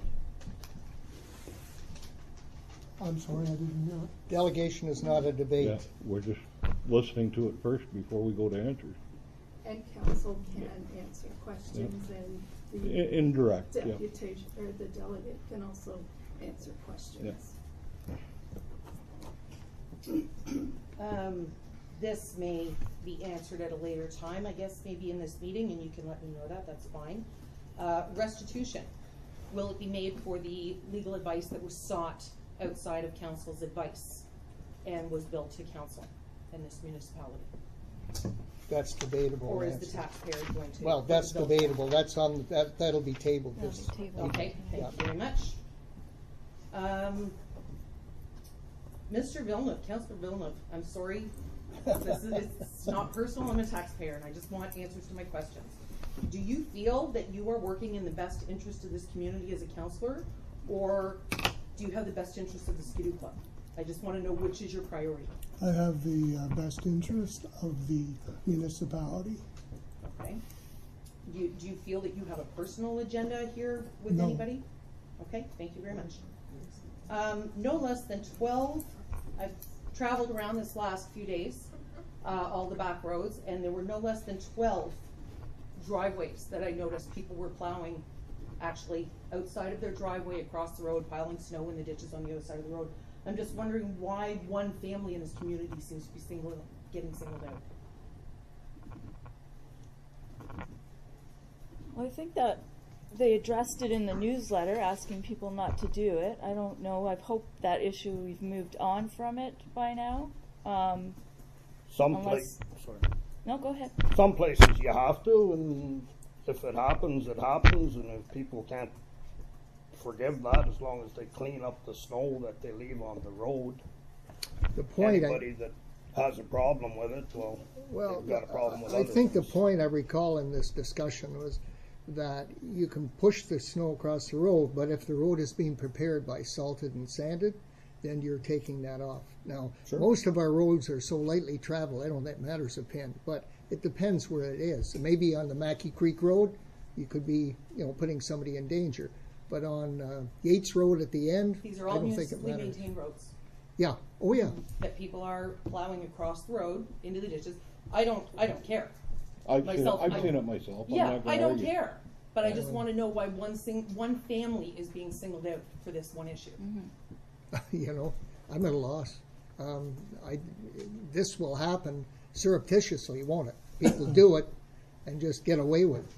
So unless Terry spots it, that's illegal. Yes, we know that. That's the policy we have. You should not put snow or plow across the road. It's not illegal in the Highway Traffic Act. The commonly traveled portion of the road is where you're not allowed to have snow placed. The ditch is not considered. I'm not talking about the ditch. Yeah. I'm talking about across the road. You're not supposed to do that. Yeah, as Right long across as the you tra- don't leave it in Yeah, on the road, you can't can plow push across it the road into as the long as ditch. you do But not we're leave saying, any snow please on the road. don't. And I think you're just talking about when the pictures were being held up at one of the meetings. And there was one single family being where singled out, and why is this one family being singled out? And I was just sitting in the audience, and the ongoing joke seems to be that, you know, well, certain people are related, and it seems to be the people that are related it's are a small all community. getting. We're all related. Oh. Sorry, if you don't want people who are related on your council, then hire people who don't live in your community. And I'm agreeing with you 100%. Please don't go on the offensive, Kathy. No, I know I'm not. I'm just like, you would all be hard pressed to throw a stone and not find somebody that's related to Exactly. somebody here, distantly or somehow. And you and I both. I'm not related to anybody here. I don't have a business here. I'm not related to anybody here. My best interests are this community.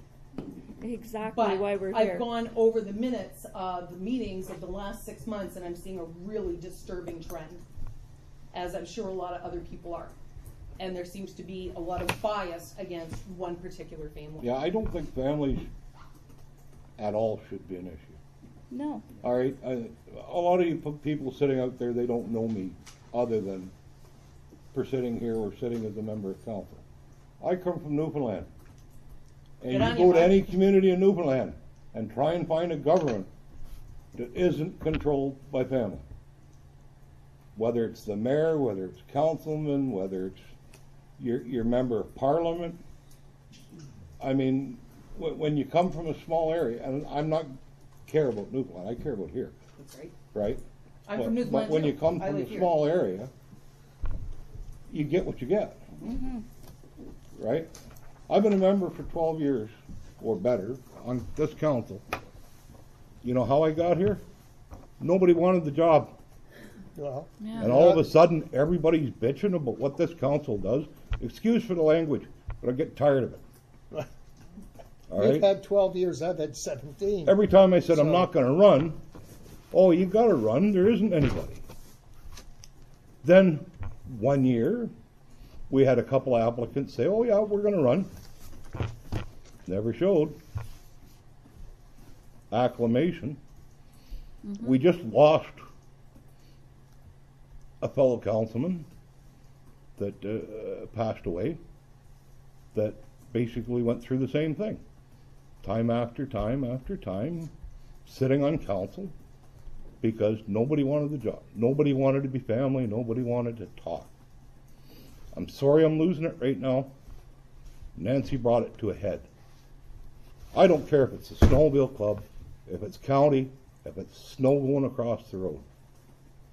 Every one of you guys, including probably the council, when we leave that building tonight, it'll be curse this and curse that, and where's our community spirit as a group? Exactly.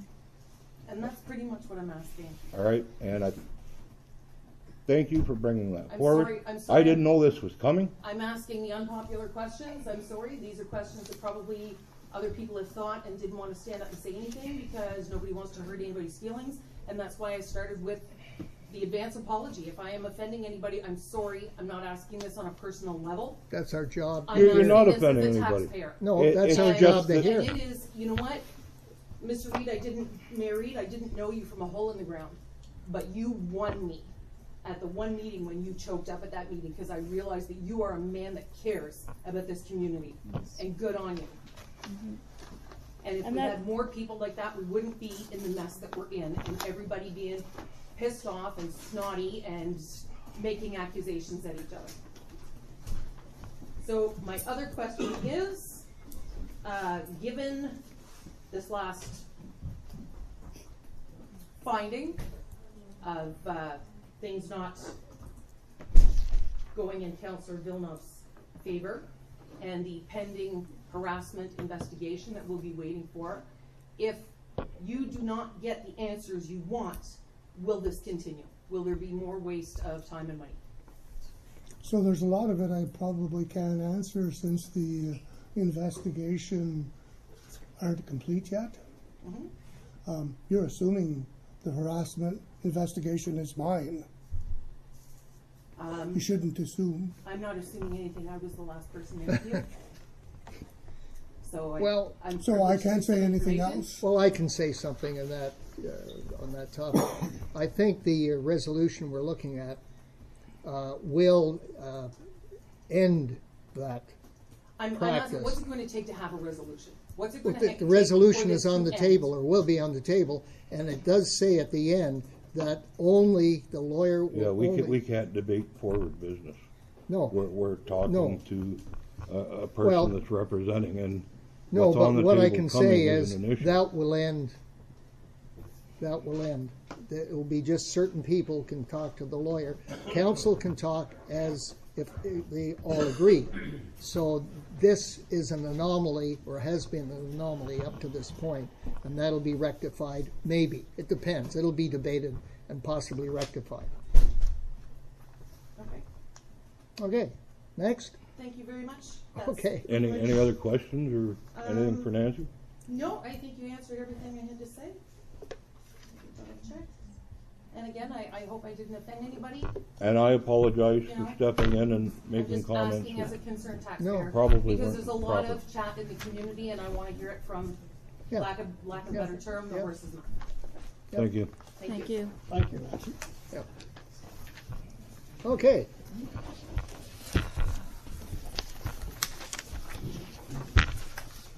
Item number 6, moving along.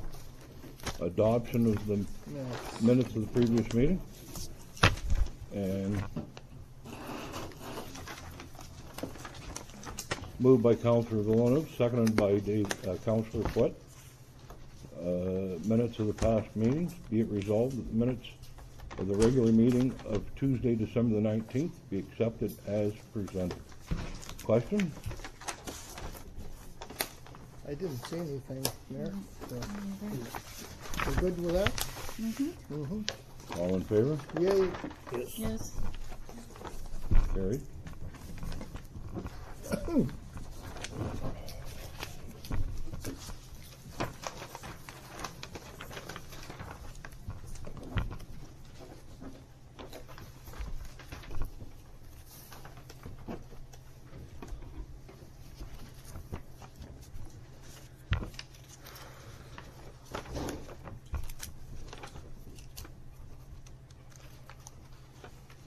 Okay, moving on. Correspondence? Yeah, we're to petitions and correspondence. Yes. I had a question about number 1, the Dementia Friendly Communities Program. It said that an action group will begin the week of January 8th, and that they were asking for volunteers from each of the municipalities. Did we get? We didn't send anybody, we just received this. Yeah, on it Thursday. seemed really late. So they've already formed the action group Well, they then? probably had their first meeting, but they're still looking for representation from this committee, from this community. Could we get more information, like, from them about when the meetings are held or things like that? Just because Yep. I would like to have somebody on there, and I would do it so long as it's not another one of those meetings where I have to take a full day of work off to go Have to. some kind of idea of scheduling and Yeah, Scheduling and time. times. Okay, I'll find that and I'll forward. Just for moving forward, because it'll be probably another month, I just want permission from council. If Kathy can meet this, can we go ahead and send her? Is everybody okay with that? Or, Sure. I would Sure. say so. Sure. Okay, okay, so It's in Deep I'll- River. Is that probably. something we well, and need to that's take what a I'm, vote as on? long as No, it's we not one of don't. those Mr. in the Bishop, middle of the Bill day Bishop's in Deep. So. meetings where I case need to somebody take a else full wanted day to off do work it. again, yeah. Yeah, Let Kathy do it. There you go. if it works Take out. that Yeah, opportunity if it away works from out. you. if it doesn't work out, I'd be interested in that. Okay, so maybe I'll we There could you find- go. even, we could Because maybe it's- even share it or something if we had to, so. Okay. If I'll I can. Yeah. follow up Yeah. and let you Find know. out, Sure. yeah. No, I have a thing with item 2. I was going Oh, to yeah, say. I that would was- like yeah. to support that Yeah, Yes. same here. for Same. for turning lane Yeah. for the morning Yeah, I rush. agree with that Yes. one If too. we could address it maybe with a letter. Yep. I will let you know that there's usually some pretty significant volumes before, but yes, we can. Yeah, do that. well, Yeah, it doesn't hurt to try. send. Yeah, I'll follow up with him yeah. tomorrow, and I just know based on what happened in Deep River, that it's a huge issue. Oh, yeah, I know. Yep, but we'll, we can show our support anyway. Well, Yeah. they certainly screwed up the end of our dump road, I mean, oh, I know. so, And it's worse in the wintertime there. oh, Like Yeah. that lane doesn't get used and then all of a sudden you're pinched. yep. Yeah. But that's also because of the passing lane there, so. Item number 3, pretty much info. Yeah.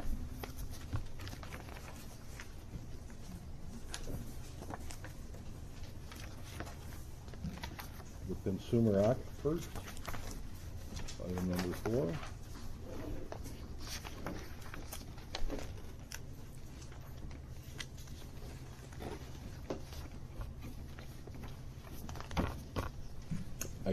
Item number 5, building a better communities.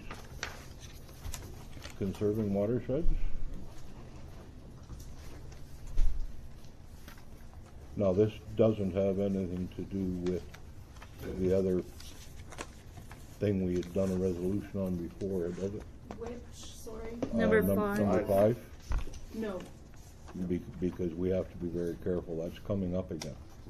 And they're gonna go after a couple of small lakes in our, Oh, yeah, we're gonna talk Municipality. about that one. Yeah, that's down. That's Yeah. on the At agenda. capacity, Yeah. yeah. Sorry, Mary, there is a potential that this may become part of that. Yeah. As of right now, Renfrew County is not in a conservation zone or a conservation area, Yeah. for those of you who are new. So we are not generally directly affected by things like this. The conserving watersheds, we're not considered a specific watershed area.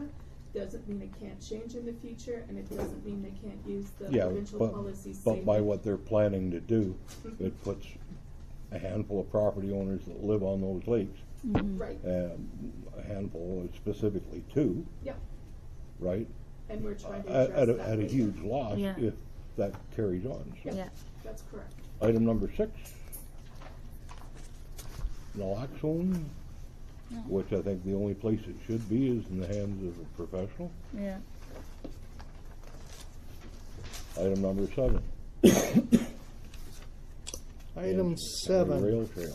This is this Chris George? Is he the one that authored some other?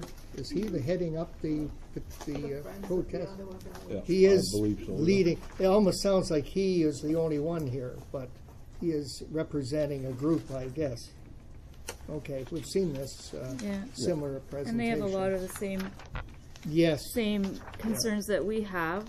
Yes. That we would just like, I was going to ask answer them about that, questions. but it didn't matter. Now, how do we know there's an election coming? Cause you got Look at item 8. correspondence from the Yeah. province. Look at item 8. Yeah, item 8, the cabinet shuffles. Plus the fact that magically they just found more money Yes. to build a school that should have been built a few years ago.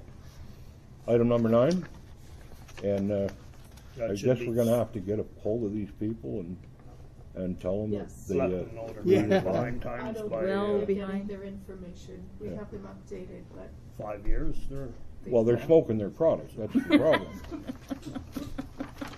That's the coming thing. The stock market's humming. Okay. Is that it? And we got late 1. Oh, we have a Oh, late late one. one? Yeah. Which one is that? Oh, I this, see it, the yeah. tone- The Snowmobile Willie Ontario Provincial Police Report. Okay. Responded 27 snowmobile deaths during the 2016-2017 season. Yeah. We'll take that as info for now. Yeah.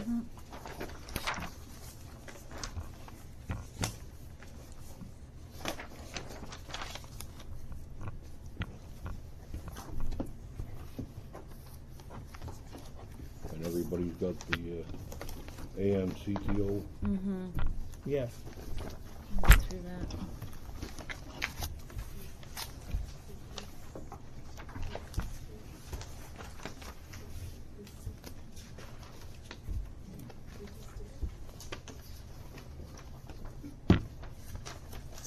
And moving on now. Clerk's report?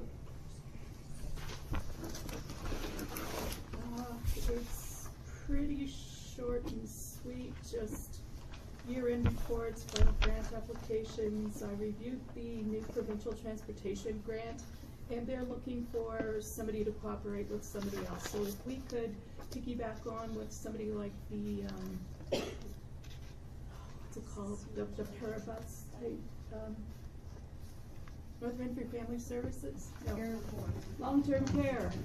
Yeah. Either care for or long-term care, we could potentially do a piggyback and see if we could increase the transportation here.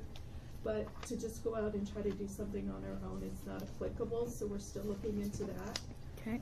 Number two, I've spoken with the new staff sergeant about the area here, and a rumor we had heard, well, it wasn't a rumor, it came from an OPP officer directly, about the lack of sending service to this area because of our lack of auto extrication, and he said that's simply not true. If they need to come up here, they'll come up here. Since then, I've also spoken to a gentleman about servicing the trails up here, and as you know, we've said, when there's a huge event, they'll try to get a couple people up here, but otherwise, he said, we're spread pretty thin. So as much as it's nice to say the police will help do these things, the reality is they just don't have the staff to do it.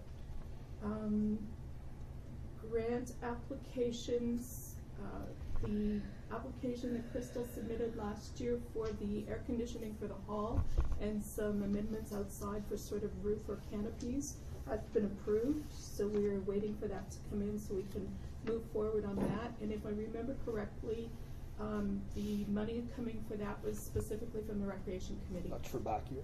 That's for back there and along in front of this door to give it a longer entranceway, so that things like when May Madness occurred, maybe the plants didn't all have to come in, or if there were large items and it was raining, they'd have space to shelter them along the front, just to make the entrance look. Now, is that going to be a permanent canopy, or is that going to be something that can be rolled up? No, wooden. It's going to be, I'm using the term canopy because I don't know, it's going to be a roof. Okay. We're going to put out a 6-foot or some type of roof. It wouldn't be easier using awnings that can be rolled up and when they're not in need? Suppose it could. That way equipment going down the road doesn't veer off and hit it? Well, we'd have to look to see. Did Bob look at that? Like, because of the things over there That's we just had trouble with. We have it. So it's a little bit here for the entrance and then the bulkhead, the Like, back. like what I'm We're considering fine. is, they're commercial. You used to see them downtown in all the Yeah. shops at one time, right? Yeah. You need the awning to cover up something to get it. You opened it up. If you didn't need it, you closed it back up. Yeah, so But we'll anyway. take a look at that. And then the performance appraisal date, it's been mentioned 3 times and we haven't, so there's a resolution there to set a date for that. And number 5 is budget process. Noella is moving towards completing her year end and getting adjustments completed for last year. So February, we're hoping to have a draft budget presented. So if there's anything that council would like to see on that, please either send an email to Noella or myself, and we'll make sure to incorporate it into the report for next week. The next couple documents are basically, I guess this next one was the county meeting that Crystal and I attended, and the gentleman who this morning mostly spoke to some of the same issues, although they were a little more forthcoming on Thursday and admitted that they did not have the authority to have a municipality pay for a workaround, that they have absolutely no authority over that whatsoever. They also said that if a municipality determined that there were sections of the railbed that they didn't want for use by motorized use, they would help to put gates and signage there and say, sorry, this section for non-motorized use. No, that's good. They also, I'm just thinking, Crystal, they repeated a lot of what they talked about here today. But maybe is there anything else that kind of It seems to me that there's a lot they haven't really figured out yet, though. When you go through this, it's like we don't know, we haven't figured that out. We'll see how it works. We don't know yet. We're not sure how to proceed. We're not 100% sure yet. We'll work it out. So I mean, it's good that they're coming and giving us more information. That's what we need. But yeah, there's still a lot that needs to be figured out. There is, significantly. Yes. And the other thing that they didn't say here today as well was there are some sections of the trail that they're having problems getting ownership. They don't want to admit that publicly, but it's a fact. Okay. And so it's not going as well as they might let you believe. The comments about our position from our legal, it's already been confirmed. Fred Dean is in Roma conference in Toronto. One of the other mayors has already sent that or showed it to him, and he says, yeah, they're right. So as much as they're going to stand here and defend themselves, they've got a lot of work to do. Yeah.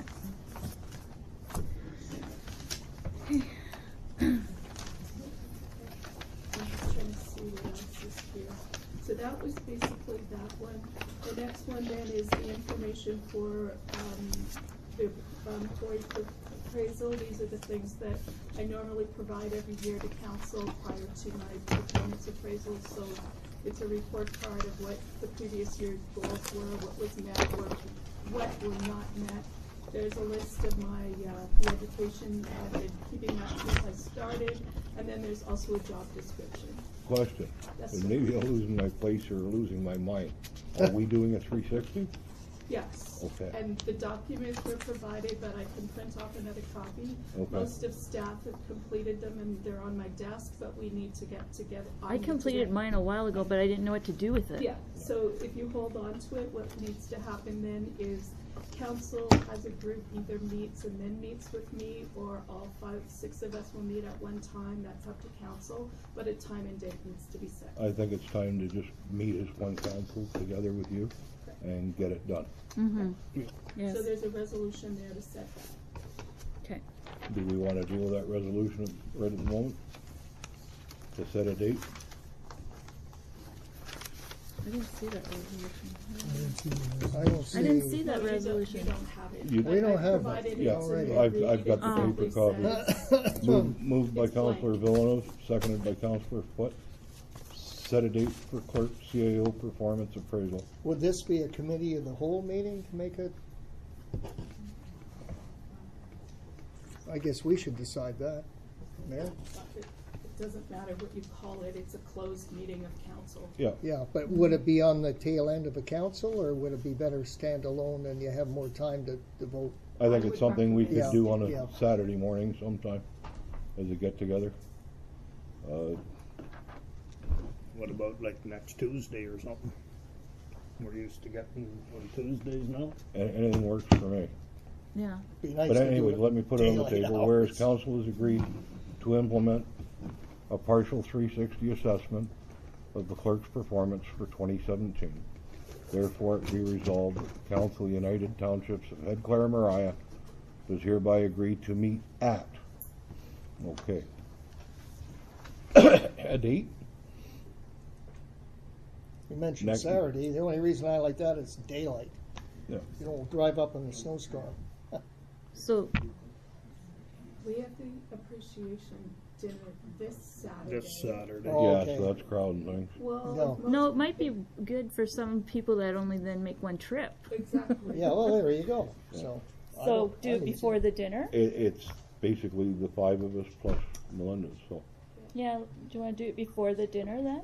So how I'm long does it asking take? you guys, you tell Yeah. me, I'm, That's, What Yeah. time would that be? the dinner's at 4:30? Oh, wow, we got a ton Well, of we time. do it at 8 in the morning. Sure, why And not? where am I hiding out I don't after? wanna screw up the whole day. Come on. Oh, 6:30, why not? eh? 6:30 in the morning? I don't know. you- Then I have to drive Calvin here knows and then what time drive my home alarm and then clock drive was back off, so it doesn't again. matter. Huh? Then I have to drive here, drive home, and then drive back again. 1 o'clock? That works. Then 1 I'll o'clock. just stay. 1 o'clock is okay for everybody? Yep. Okay. So at 1,300 hours? Yes. Yeah. Well, what is that, Jan? What on the Saturday? 27th. The 27th. 27th, Okay, January 2018, okay. 1 p.m. Speak. January 27th. 1,300 hours, yeah. All in favor? Yeah. Carried.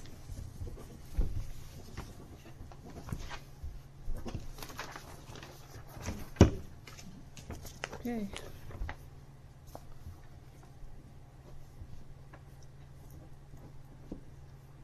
Okay, moving on to the treasurer's report.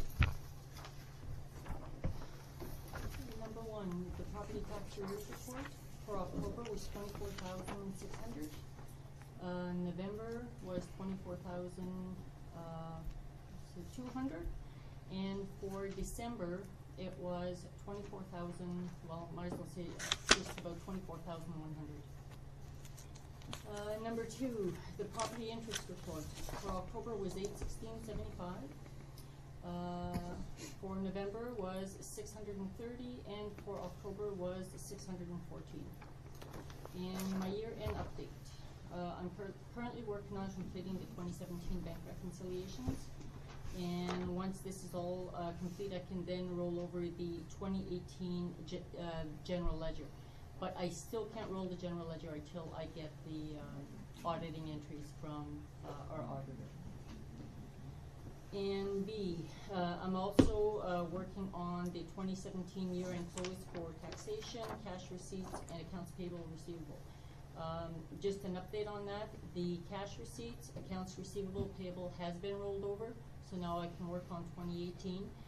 There was a bit of a, kept getting an error when I was trying to roll over, so I had the R&D, they call them, technicians from the Munisoft software, which has corrected it. Number four, the new Easy Pay payroll is now set up, and I spoke too soon when I said that this new system, well, one, it is cost effective, which is much better than what PayMate was, and it's very efficient. And the first payroll, yes, of 2018 was processed with no issues. However, yesterday,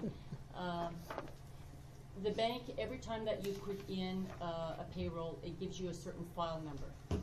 And because apparently there was a file number that was used in the past year that ended with 0002, they rejected it. But it's just a matter of me going into the actual report and just switching the 2 to a 3.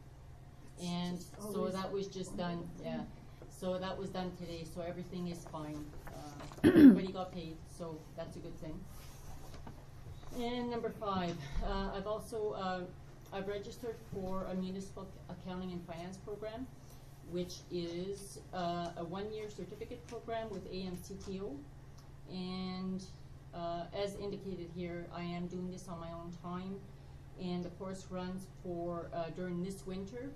It ends May the 12th, I believe, is when I'm going to be writing my exam for the first portion, and then the second portion is going to be fall of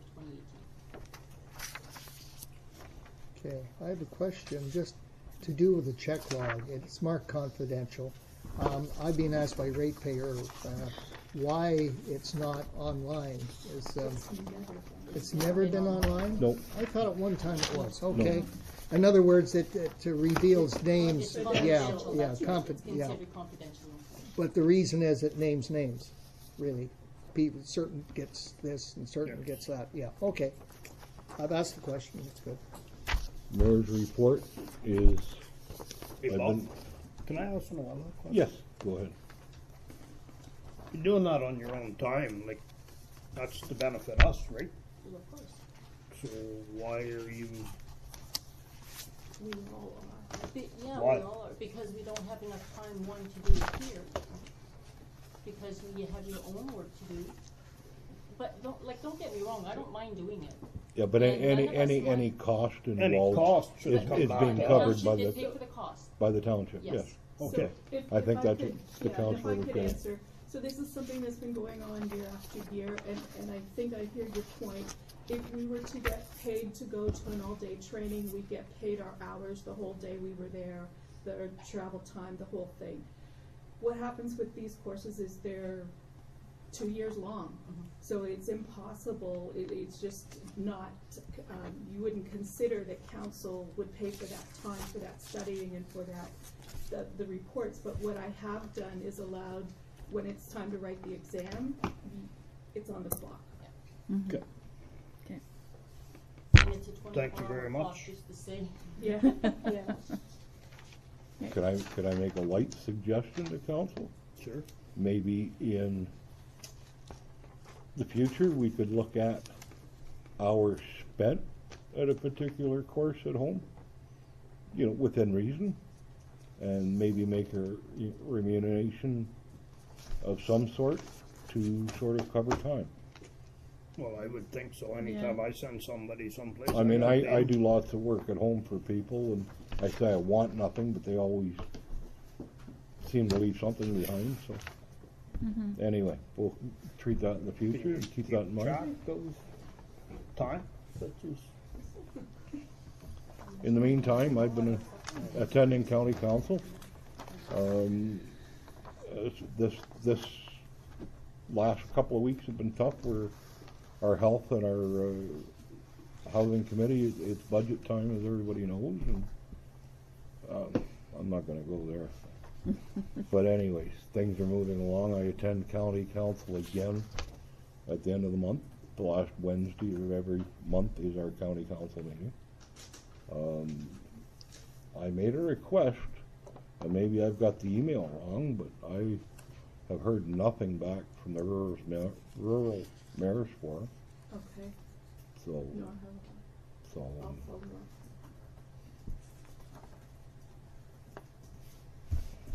and moving on to the administration assistant. Okay, a lot of my report is working on final grant reporting. So number one, I helped Melinda with some of the financial part of the homecoming grant report. Number two, Healthy Kids. I'm all done with Healthy Kids, the report submitted and the reconciliation. I have had some information that they might come up with a new theme, so I will provide updates as they come. Finishing up New Horizons for Seniors program. Number four, emergency management. I submitted the annual compliance online. Number five, OCIF grant reporting. Helped Melinda with part of that. Worked on some archiving and moving old files. A little bit of website updates. Number eight, working on our waste stats to do our annual reporting to Cambium, and worked on the newsletter. Thank you. And Councillor McKay, Community Health Group. Yes, I attended the Community Health Partners Group in January 10th. They meet 4 times a year, and it's very well attended between the all the municipalities, local municipalities, CNL, DND, and the local physicians. I think you've all read my report. If you have any questions, I won't go through the whole thing. It's pretty lengthy, but you know, the long and short of it is that we have a few new doctors in the area, but we need more because the original 5 doctors are all looking to retire. So the ultrasound department has finally reopened and hired some short staff. They were closed for a while. And there's going to be some changes in the emergency rooms with the way they triage patients as they come in. So if anybody has any questions, or if you want the full minutes of the meetings, just let me know. No, that's a good overview. And I can send, because yeah, they're quite lengthy, but No, that gives us a good overview. The rest, as you say, it could be protracted, so. Yeah. Great.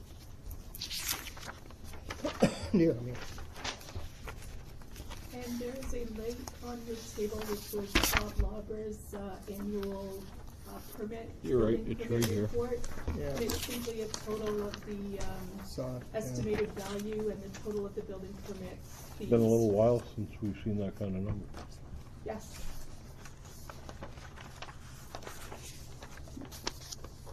Excellent. Good.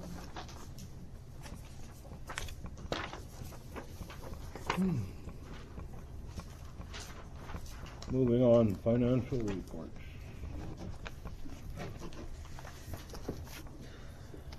Moved by Councillor Foote, seconded by Councillor Villeneuve. Check log. Be it resolved that the check log to December 31st, 2017, totaling $72,956.38, be accepted as presented.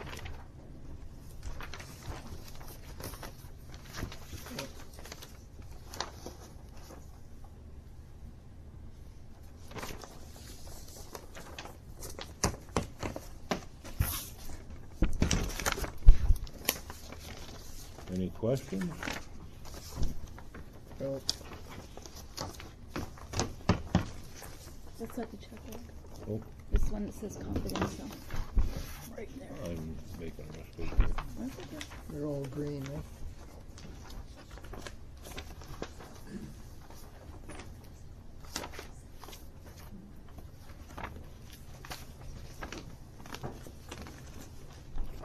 Should be two of them. Yeah. Yep.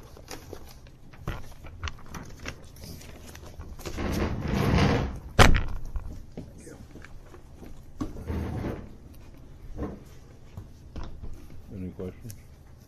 No. Call the vote. All in favor? Yep. Yes. Carried.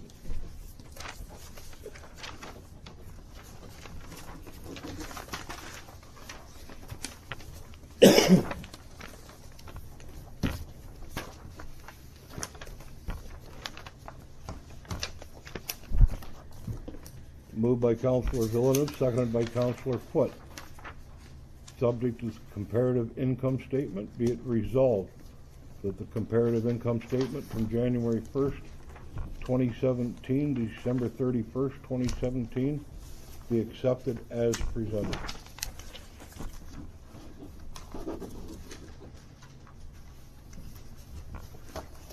Any questions? No, we're in the black, so we're good. All in favor? Yep.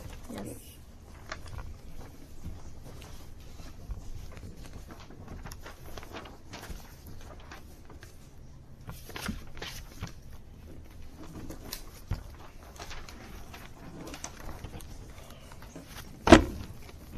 Here's a little bit of housekeeping we have to do every year.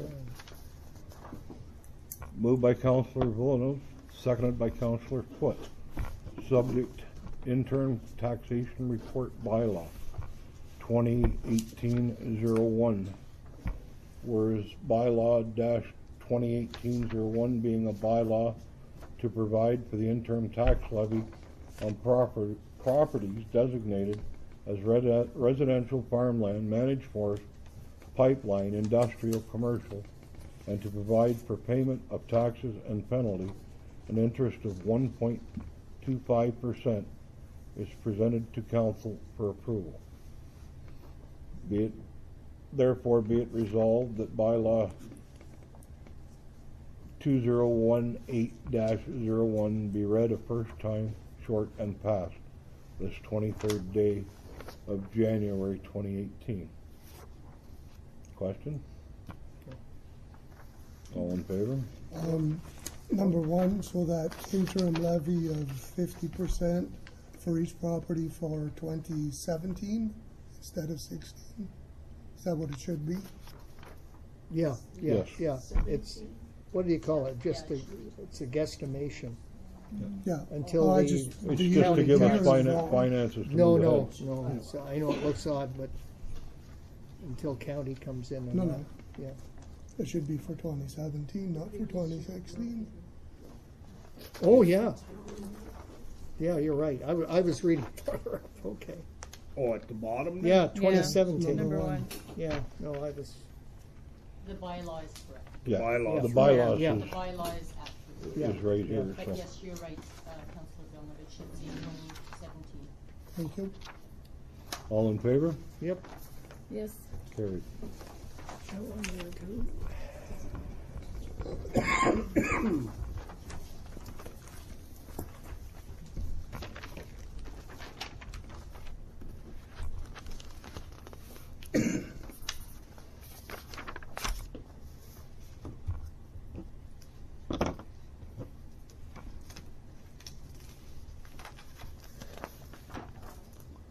Moved by Councillor Foote, seconded by Councillor Villeneuve.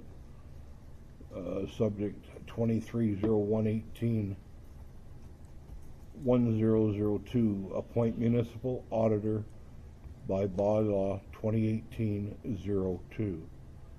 Whereas bylaw 2018-02 being the bylaw to appoint a municipal auditor for the Corporation of the United Townships of Head Clara Mariah has been presented to council. And whereas council is satisfied with the long-term service obtained by our current service provider, who also provides service to other local municipalities such as the town of Petawawa. And whereas previous calls for tenders have resulted in only this auditor submitting a tender, making the repetition of a call for tenders cost and time inefficient. Therefore, it be resolved that bylaw 2018-02 appointing municipal auditor be read first time short and passed this 23rd day of January 2018.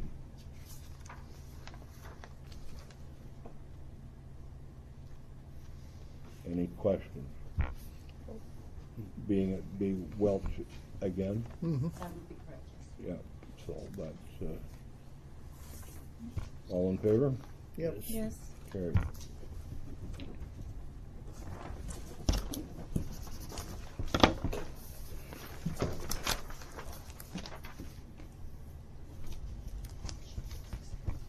Unfinished business.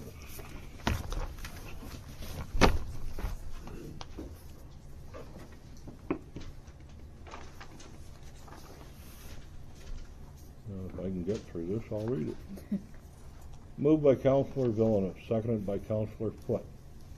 Subject report 230118 1101. Algonquin Trail implications in Head Clara Mariah. Whereas the potential for serious liability has been identified with the use of the rail corridor as a motorized trail throughout the municipality.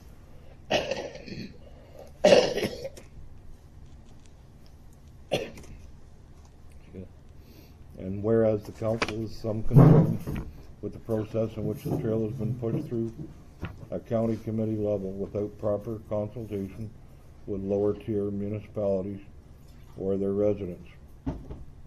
Unanswered public safety and operational concerns with the use of the corridor as a multi-use trail and the risk involved.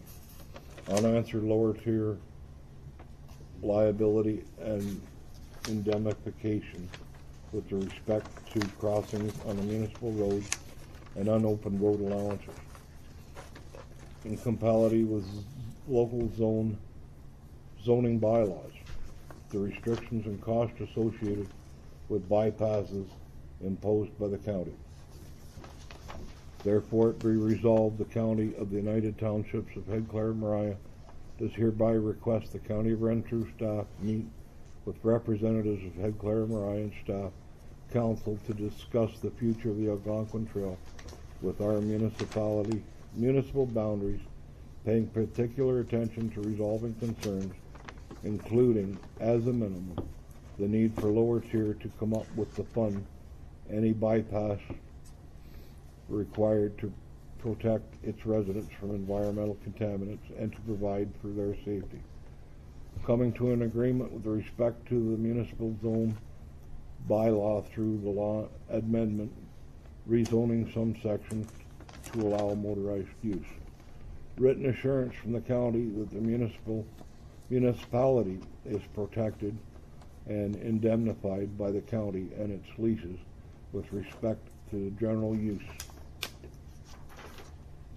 of the rail corridor through Head Clara Mariah, and especially with respect to the travel over municipal roads and unopened road allowances.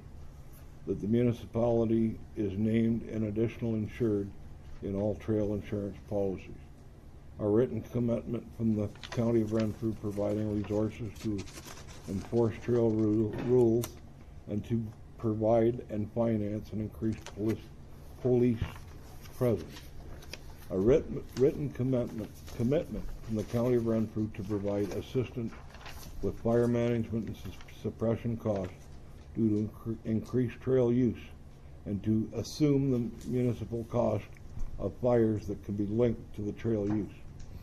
Written assurance that when the corridor is brushed, waste materials will be properly disposed of and not left along the trail, increasing forest fire risk. Immediately rescinding the lease agreement with the Missing Link Snowmobile Club for motorized use through the community contrary to the municipal zoning bylaw until these issues have been resolved. And further, that a copy of this resolution and report be circulated to the counties of Renfrew, Lanark, and municipalities of Papineau-Cameron, and to their lower tier councils in the county of Renfrew and Lanark for information and support. Question? And I'll start if you don't mind. For the most part of this report, I support it. You've heard me all say this in previous meetings. I can't support bullet 8. You can't support what? Bullet 8. Bullet 8. Bullet 8. Item 8. Removing the permission, No. the lease agreement from the trail. Because we've all stated in the past that west of here, if they want to use the trail, And they are. and they are, Yeah. that there shouldn't be a problem, because nobody's ever complained about it down there. If we lift or ask them to lift the lease agreement with the Missing Link, they're gonna take we're asking for the whole trail. They have Sure. no authority to do it though. Yeah, I know, I realize that, but it's steal from Peter to pay Paul type deal.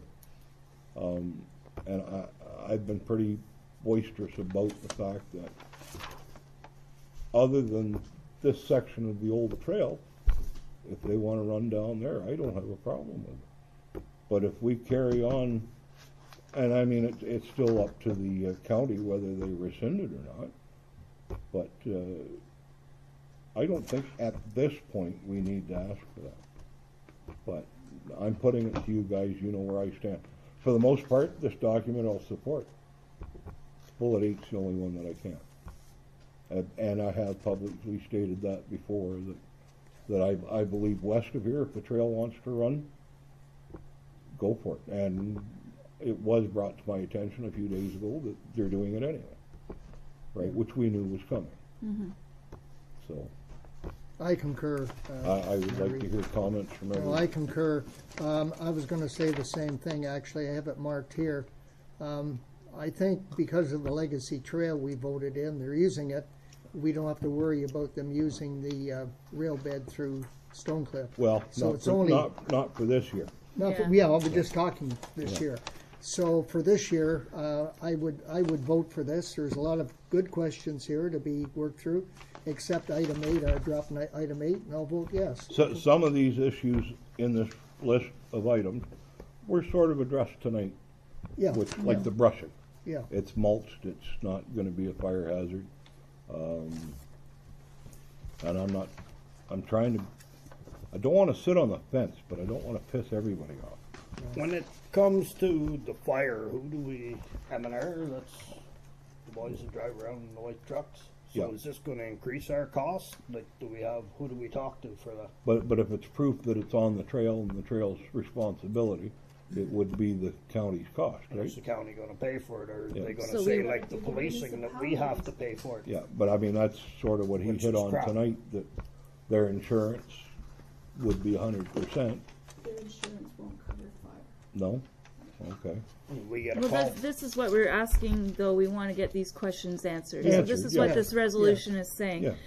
And I don't mind putting and- this and I- resolution forward, other than, And I'm not, and I don't think we're saying rescind the lease agreement with the Missing Link Snowmobile Club forever. We're just saying until we can get these issues answered. And Because let's of- try and get them answered before this becomes an issue next snowmobiling season. But if they did that, then, and it never happens fast.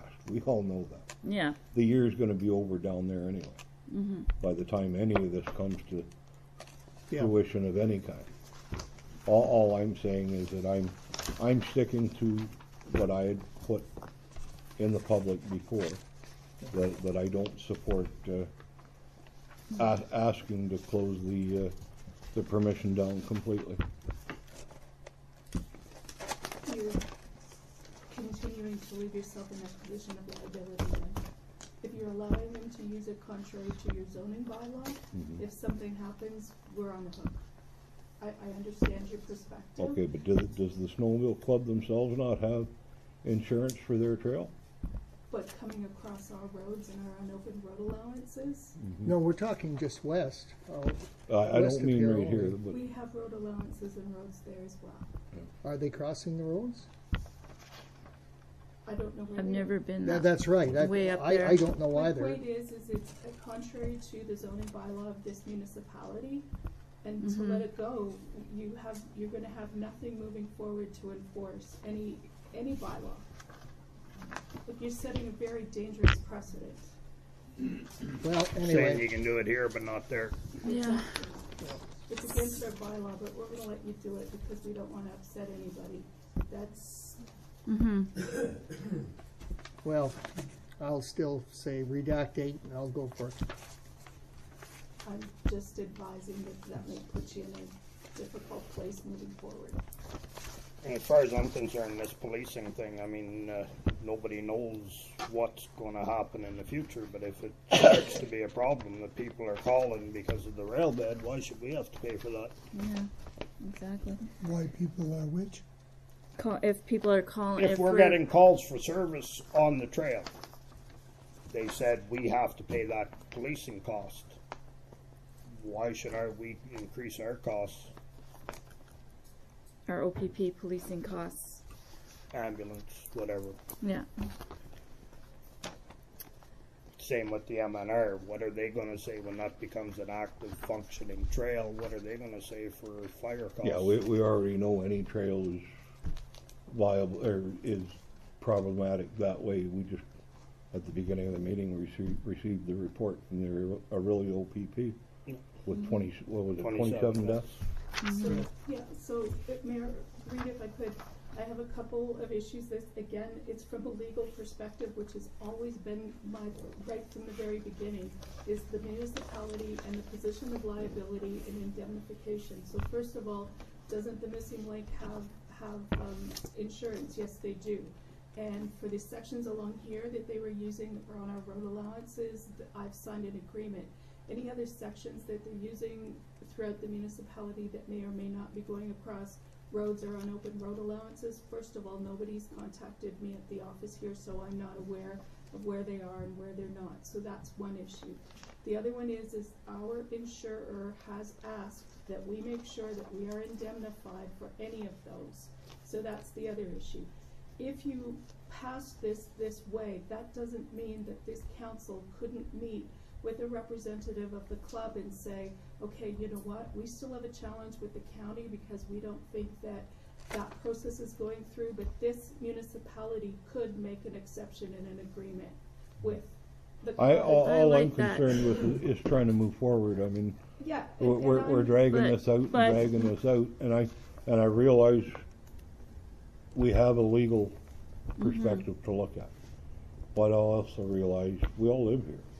Yes. So Right. by doing it this way, we are doing that by making sure that they give us some yes, that's what I'm comfortable so that with. there's an agreement between council and the club, irrespective of the county, because right now we have legal opinion that's been verified with one of the bigger municipal lawyers in Ontario saying that they do not have the authority over this trail.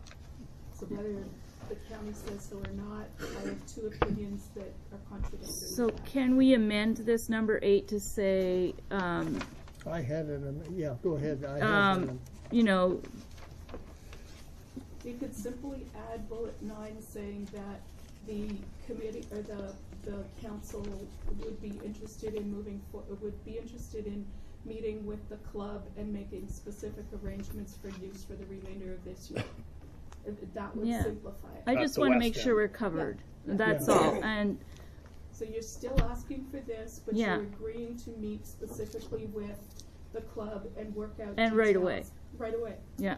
Yeah, which I understand, but by the time that all happens, the snowmobile season's over. No, we meet with them. We meet with them. Then moving on into next year as well. Yeah. So we meet with them personally. So we're as a already council. coming in next Saturday at 1 o'clock. See if they're available to do that way. If you, Do that first. And is that Well, agreeable? that's something that shouldn't be you do behind that? closed doors. That's gotta be open. That can't be done behind closed doors. We're dealing with the Snowmobile Club, their members. It doesn't need to be, I'm saying with council through staff. It's not, it's an administrative issue. Yeah. If this council decides right now that it's your intent to allow this use, continued use, irrespective of the position of the county, you're going to say that it's okay to go against our zoning bylaw in this one instance for this period of Yes. time. Staff and a member of the Missing Link Snowmobile Club could work that agreement out. It doesn't need Okay. to be a council decision. Okay, If it's just, you add it to this resolution. I don't wanna keep this issue just dragging out. So let's dragging do out. that. let's do Get it that done. then. So Add that- the that- number 9. Yeah, that opens it It's up not then. costing that, us anything, yeah. and it's protecting So us. I think that was my concern, that was to keep it open at the West End for this year. And if So that bullet addresses that 9? issue, yeah. Bullet 9, the council. How The we? council authorizes staff Here. to meet with, I'll let somebody write it out that's better than me. Would you write that out Yeah. on there, Kathy, please? to continue to arrange. Now, Councillor Villanova, you've been sitting there quiet. The council What's your I still comment? don't understand how authorizes. the use of a trail is against our zoning bylaw.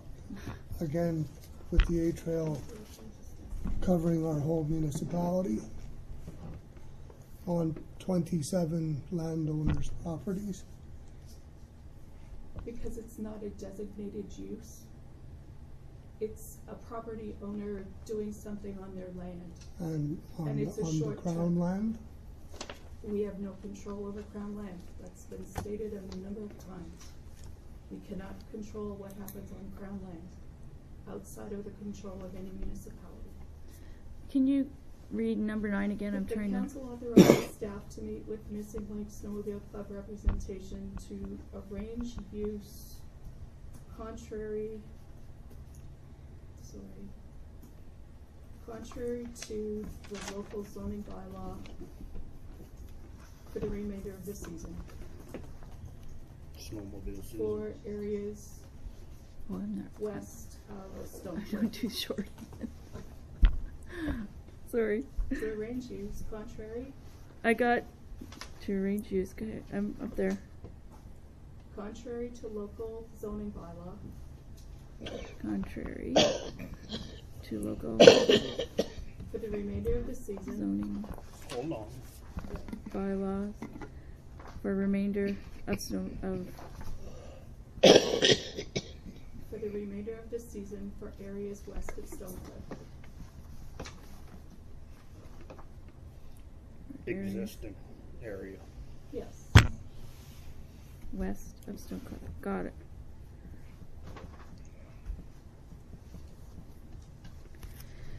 Hope you can read it.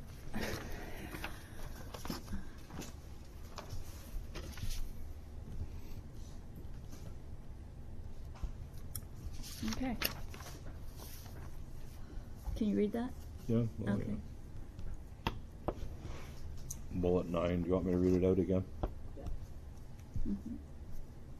The council authorizes staff to meet with Missing Link Snowmobile Club representatives to arrange use contrary to local Zoning. zoning bylaw for remainder of season for areas west of Stonecliff. Is that Any right? other question to this document?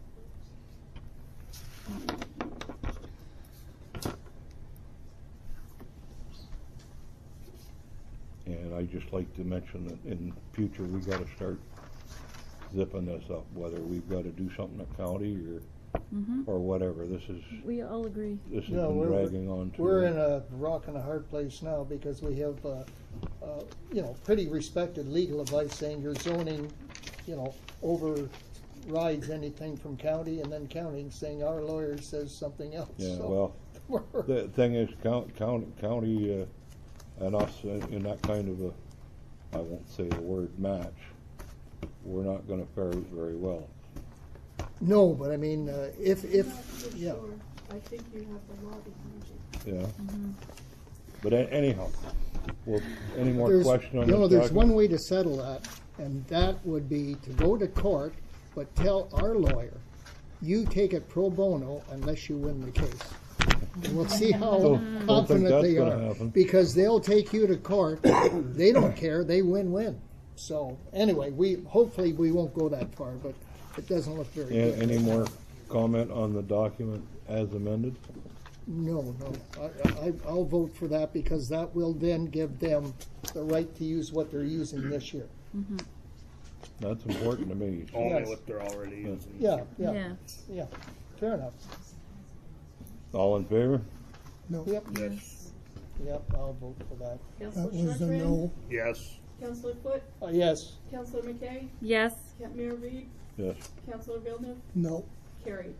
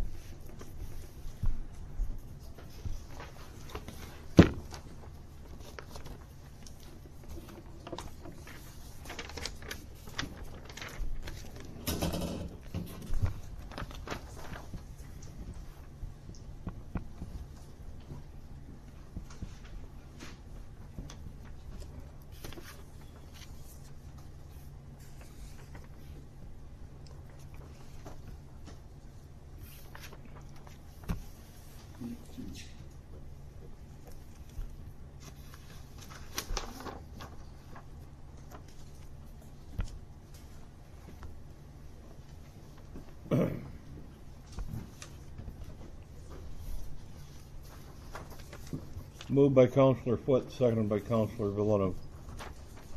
Subject dash 2301-18-1102. County official plan update. Whereas the provincial policy statement and draft official plan of the county of Renfrew mandate significant restrictions on the ability for landowners to develop, sever, and use the property contrary to the property rights inherent with ownership when those lands were purchased and contrary to the intent of the owners. And whereas the Council of the United Townships of Head Clara Mariah did consult with ratepayers and county staff and circulated resolution opposing the changes proposed in the official plan. Therefore, it be resolved that the Council of the United Townships of Head Clara Mariah does hereby express its continued opposition to the changes in the provincial policy statement and official plan as outlined in Resolution 1410-16-009, adopted by Council in October 2016, specifically as it relates to the restrictions on severance and development on sensitive lakes.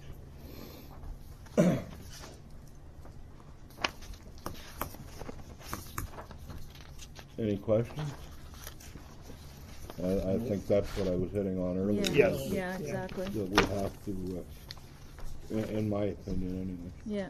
So I'll call the vote. All in favor? Yeah. Yes. Yes. Yes. Carried.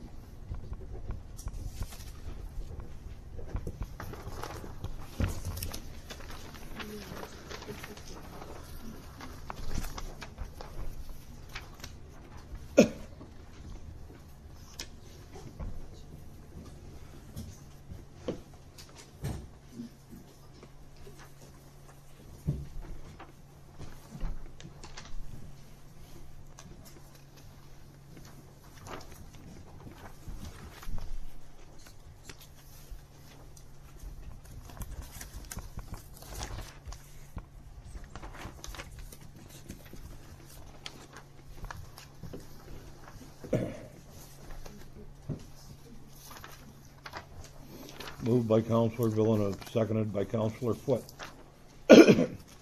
Subject report dash 230118 dash 1103. Transient accommodation tax.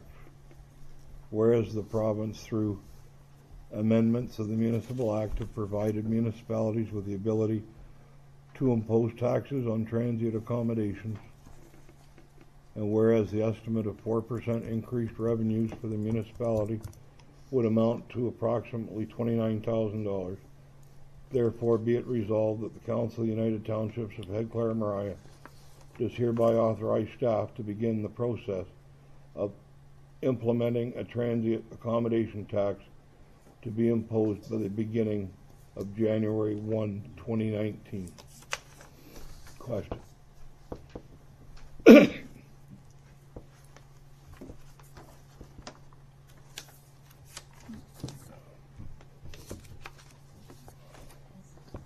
Good idea for getting back some of the money that we're losing in our dumps and stuff, but it's gonna create a Yeah. burden for people, so. Yeah, small business. Excuse me for a second.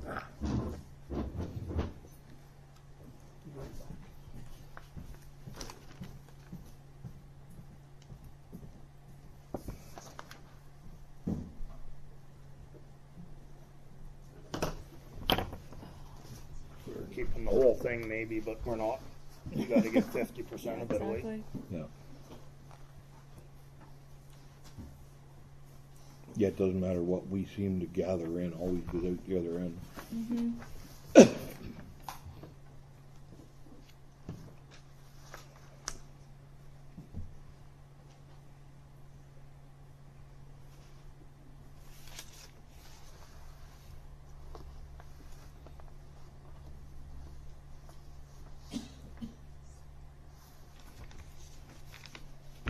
Just for waiting on these. Can't Yeah, we till he's can't back. vote with him. Resolved, can we? No. Well, I can call the vote then. All in favor? No. Eh? No. No? No, we're not in favor. Okay.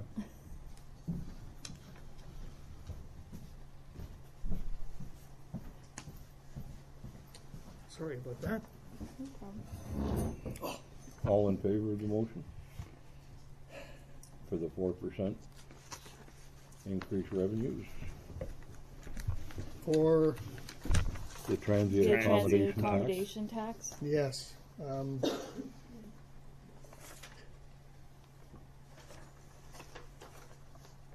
you're voting on it now? Yes. Well, if you've got a question, go ahead. I have no question. I prefer to let this go. It would be a messy business to police, and it's adding a burden to the campsites if I'm reading this correctly. Yeah. Mm-hmm. All in favor? So, We'll call the okay. question. All in favor? All No. those opposed? Yeah. Opposed. Defeated?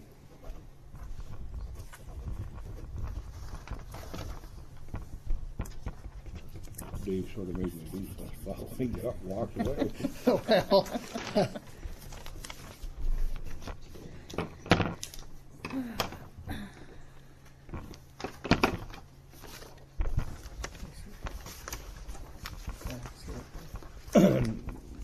Bear with me if I conk out halfway through this. oh yeah, the big one. Well, council, has everybody read this resolution for the health? Mm-hmm. yes. Yeah. Yes. District County School Yes. Board. So, moved by Councillor McKay, seconded by Councillor Foote. Report 23-0118-1104, Renfrew County District Board of Health boundary changes. Take it as read. Yes. Any questions? No, I think, yeah, we've seen this before. It came up. Yeah. Yeah, and Right here. we've agreed to say no. It does not support. We do not support. Yeah, yeah, All in favor? yep. Yes. Yes.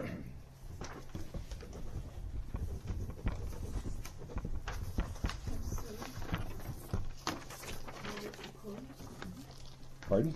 There was nobody opposed? No. Okay, no, all in favor. All in favor? So, miscommunication. No problem. 5 minutes, 9:30. 40 or something like that.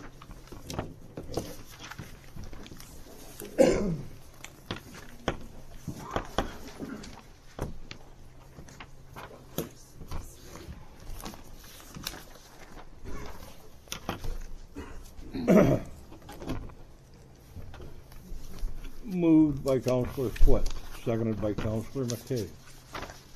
Subject report 230118, 2001, legal advice invoicing. Whereas council policy is to obtain legal advice through the clerk's office or upon decision of council as a whole. And whereas procurement of goods and or services may only occur under authority of municipal council as outlined in the municipal procurement bylaw, legislation and municipal policy by specific resolution of council. And whereas council recently addressed the issue of procedure for consulting municipal solicitor and incurring expense on behalf of the municipality at the September 15th and November 14th council meetings, and whereas despite those discussions and email direction from the municipal solicitor, Councillor Villanova continues to contact the municipal legal counsel for advice. And whereas no member of council has the ability to contact for services on behalf of the municipality, in order to avoid a continuation of this occurrence and not set dangerous precedent, council deems it appropriate to take steps immediately to prevent this behavior from continuing. Therefore, be it resolved that Council United Townships of Head Clara Mariah does hereby direct staff to contact municipal legal counsel, confirm the invoice owing due to Councillor Villanova's direct specific contact, and further provide Councillor Villanova with an invoice of the services to be contracted for. He contracted for. And further, that failing to reimburse the municipality for those costs, that the outstanding amounts would be added to the councillor's tax roll as allowed for unpaid invoices owing to the municipality under the Municipal Act. Question. Well, I've looked at this, Mayor Reed, and just referring to what you said earlier about many of us, well, we're all appointed or acclaimed. And so this job is not really a popular one, or hasn't been to date a popular place to be sitting.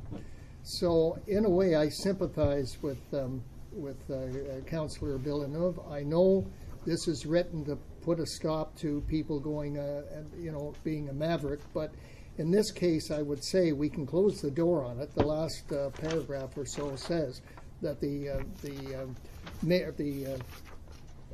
lawyer will be informed that he doesn't talk to anybody, or she, whoever, doesn't talk to anybody except staff, and if council decides as a body that they want to confer. In this case, I would say what happened here was, and I've been hearing stuff from the municipality from time to time about staff, and it was erroneous because the 10 charges that were laid were investigated, and all of them were found to be the people were exonerated in all cases. So in a way, it's a public relations victory for the staff because they were critically looked at and they were given a clean bill of health. So on that part, it's good. But to penalize them at this point, I'm questioning that simply because I'm looking at some of the information I dug up here. Reading some of these things, it does actually take away. Okay, I don't want to repeat stuff, but there are a couple of things. There's this George Rusty. I pulled this up because I referred to this room at the top, the Administration Governance of Municipalities in Ontario. And I was looking at that, and there was something that jumped out at me here. Where is it now? Page 11. it gives some rationale why Councillor Villeneuve would have done this. And page 11, at the top, a municipal councillor who, acting in good faith in what he or she perceives to be in the public interest, deals with a matter within the municipality's jurisdiction, should generally pursue his or her convictions fearlessly in confidence that the municipal councillors have the legal right to fulfill their legal duties as such.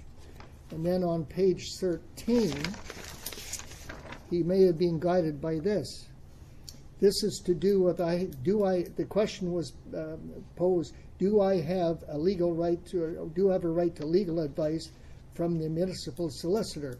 And in the last paragraph of that question answer, it says, in spite of the foregoing cautions, it is to be noted that the writer is not aware of any case in which a member who sought and followed the legal advice from a municipality's lawyer was not excused from the consequences of breach of the Municipal Conflict of Interest Act.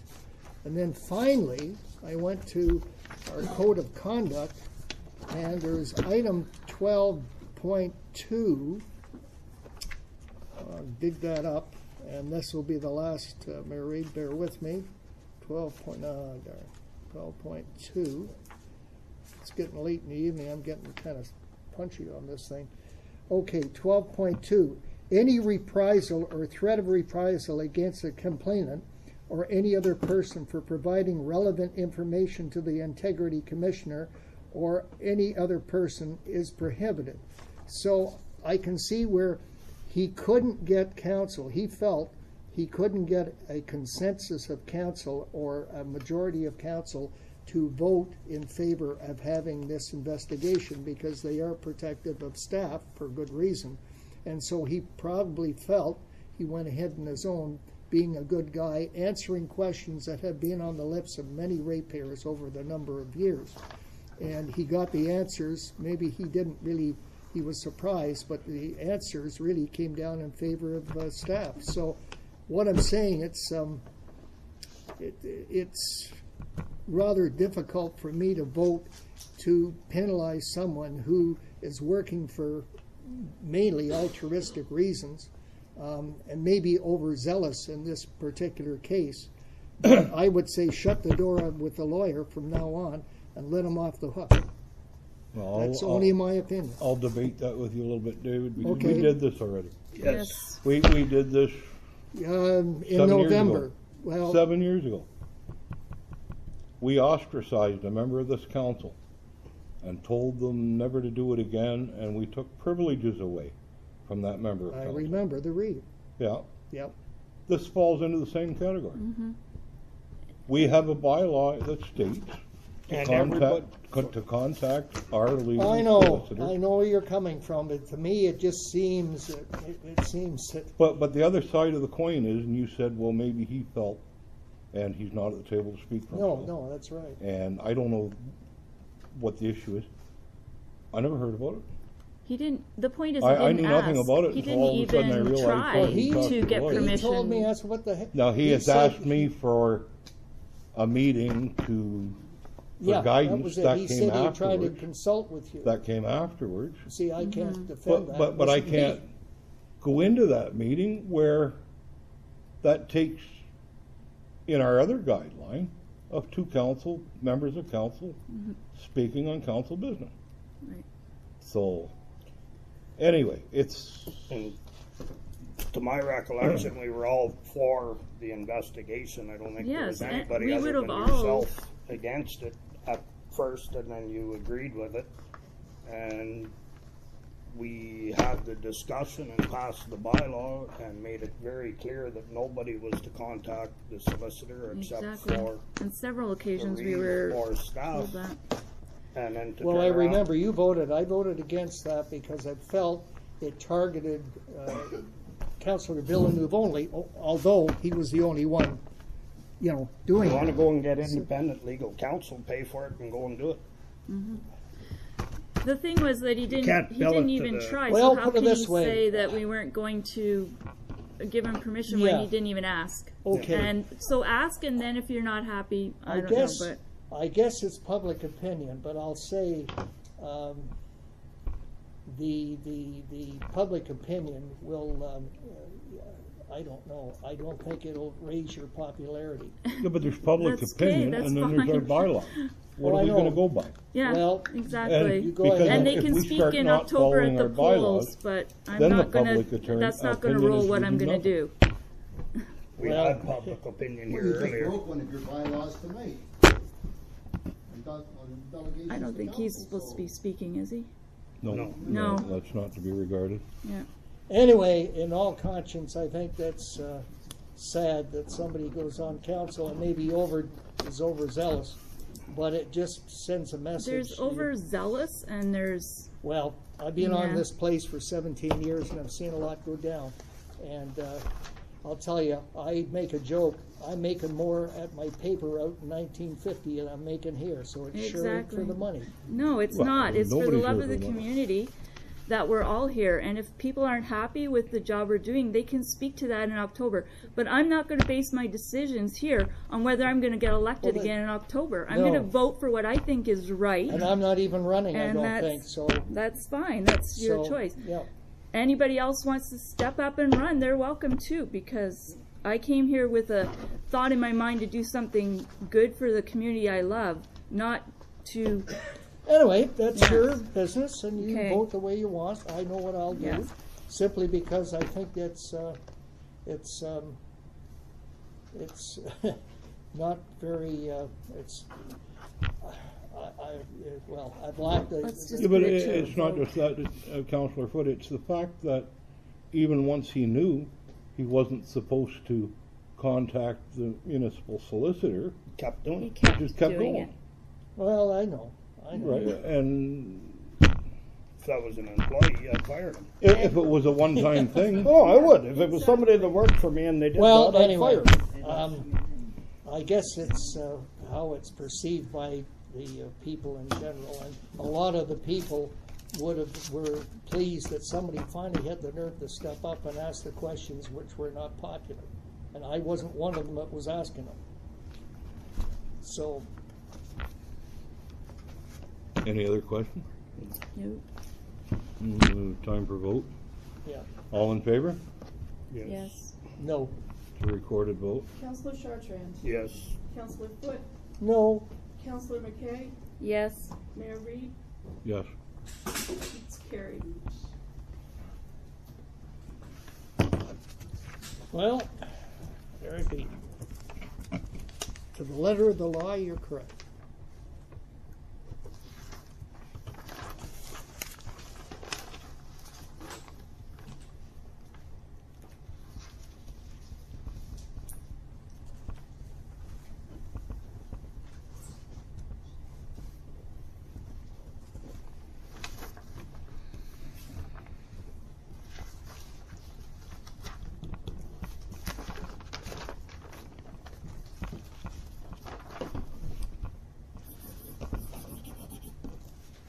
Somebody have to let Ernie know to come back in. Or?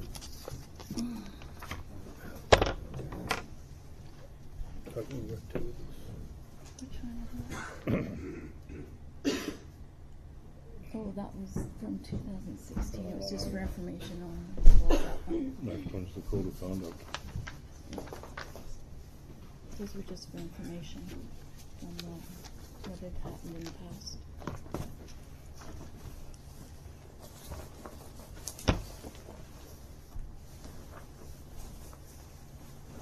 Moved by Councillor McKay, seconded by Councillor Foote.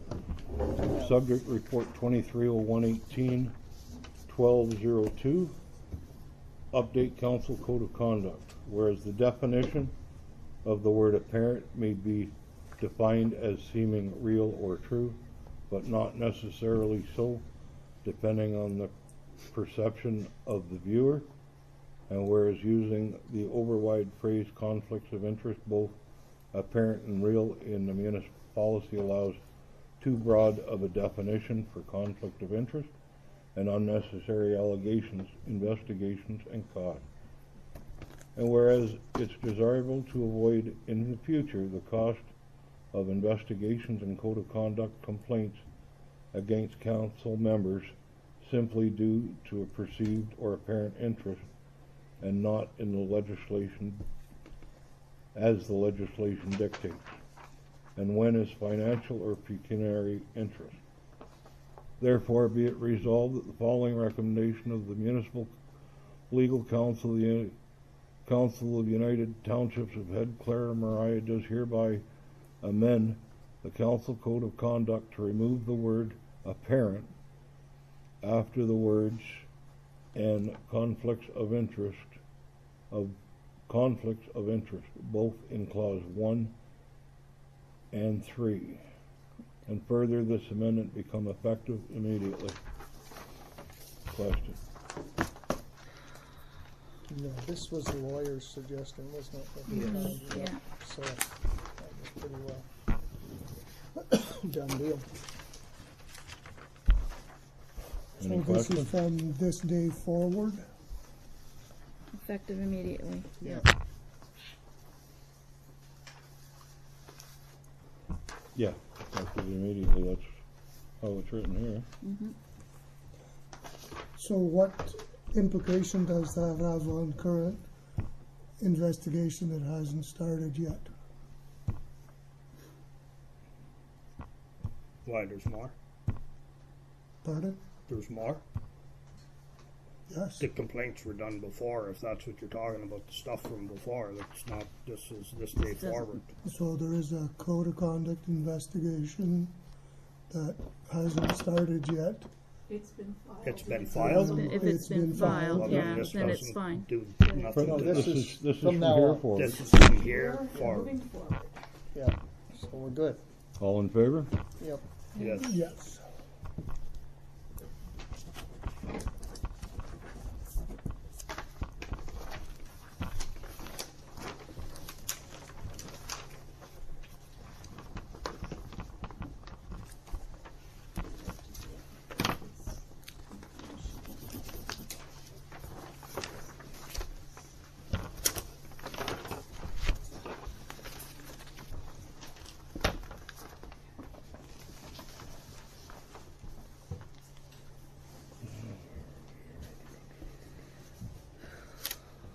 The next couple of items, Mayor Reed, there are no resolutions to go with, it's just as information. Okay. And Got when it. you pass the confirming bylaw at the end, that will be accepting them unless Yeah. council has an issue.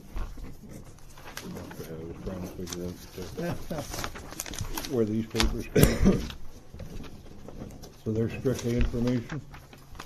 Yeah, so the Is first is the the, general authorizing bylaw, and then there's a list of documents that Yep. are signed under that. and then no salaries disclosed. Which we need to send to Minister of Municipal Affairs by March 31st. Yeah. We don't want to be on that list. The naughty list. Moved by Councillor Foote, seconded by Councillor McKay. Report 230118, 1205, OGRA, or OGRA, amend environmental assessment process. Do you want me to read it all out? Has everybody read this article? Yeah, we've read it. Yes, Huh? As read. As read. that's right. Okay, as read. Sweet. Any questions? No.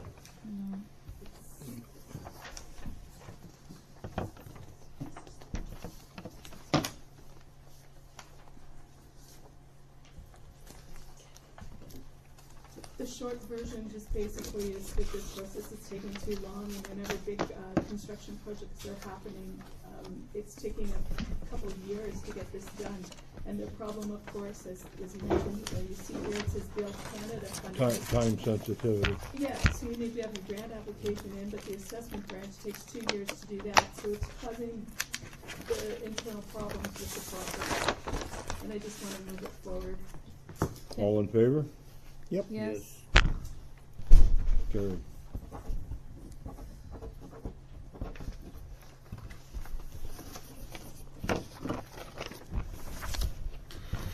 Put them radios, you can do that here, and just talk to you.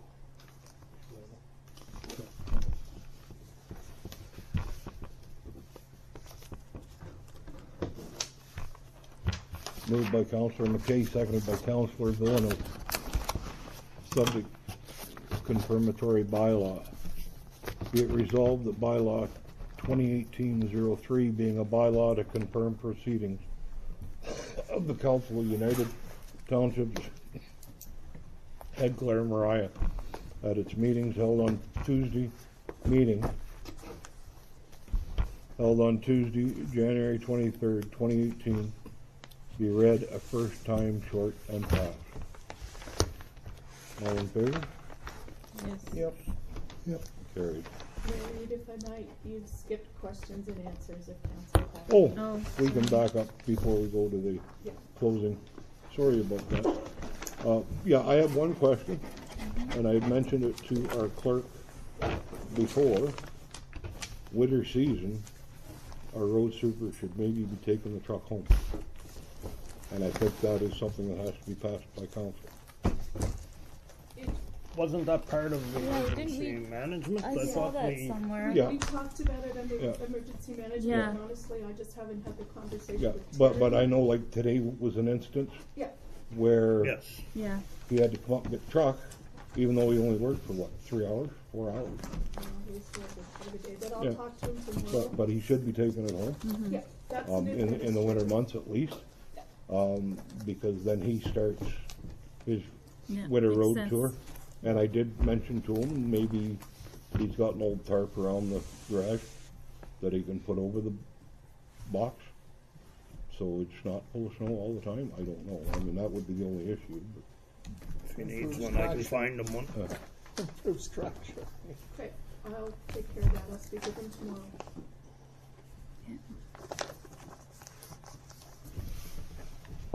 Questions and answers. Any questions? I have no answers. Mayor Reed, could I ask a question? Not off the floor, no. No. Not until the meeting's over. Can we not get a consensus of All right, council? I can ask, would council allow from the floor? It takes Yes. 100% to do Yeah, it. sure. Yes. Yes. Yeah. Yes. Yes, everybody's in agreement? Yeah. Yes, Sure. go ahead, sir. It's a simple request. Could something please be done regarding the audio of these meetings? It's come up a number of times and we don't seem to get anywhere. I know it's not a priority for council, but when that furnace is running back here, we can't hear it. Okay. And we had the mics out before, and we'll maybe get There's into a also a harder lot of habit chairs at the I front said that you the could chairs move up harder to. habit of doing that. So that's the reason for the chairs up here. 8 empty seats. We have the technology to do that here. No, we don't. Mhm. We can start by fixing that thing in the front.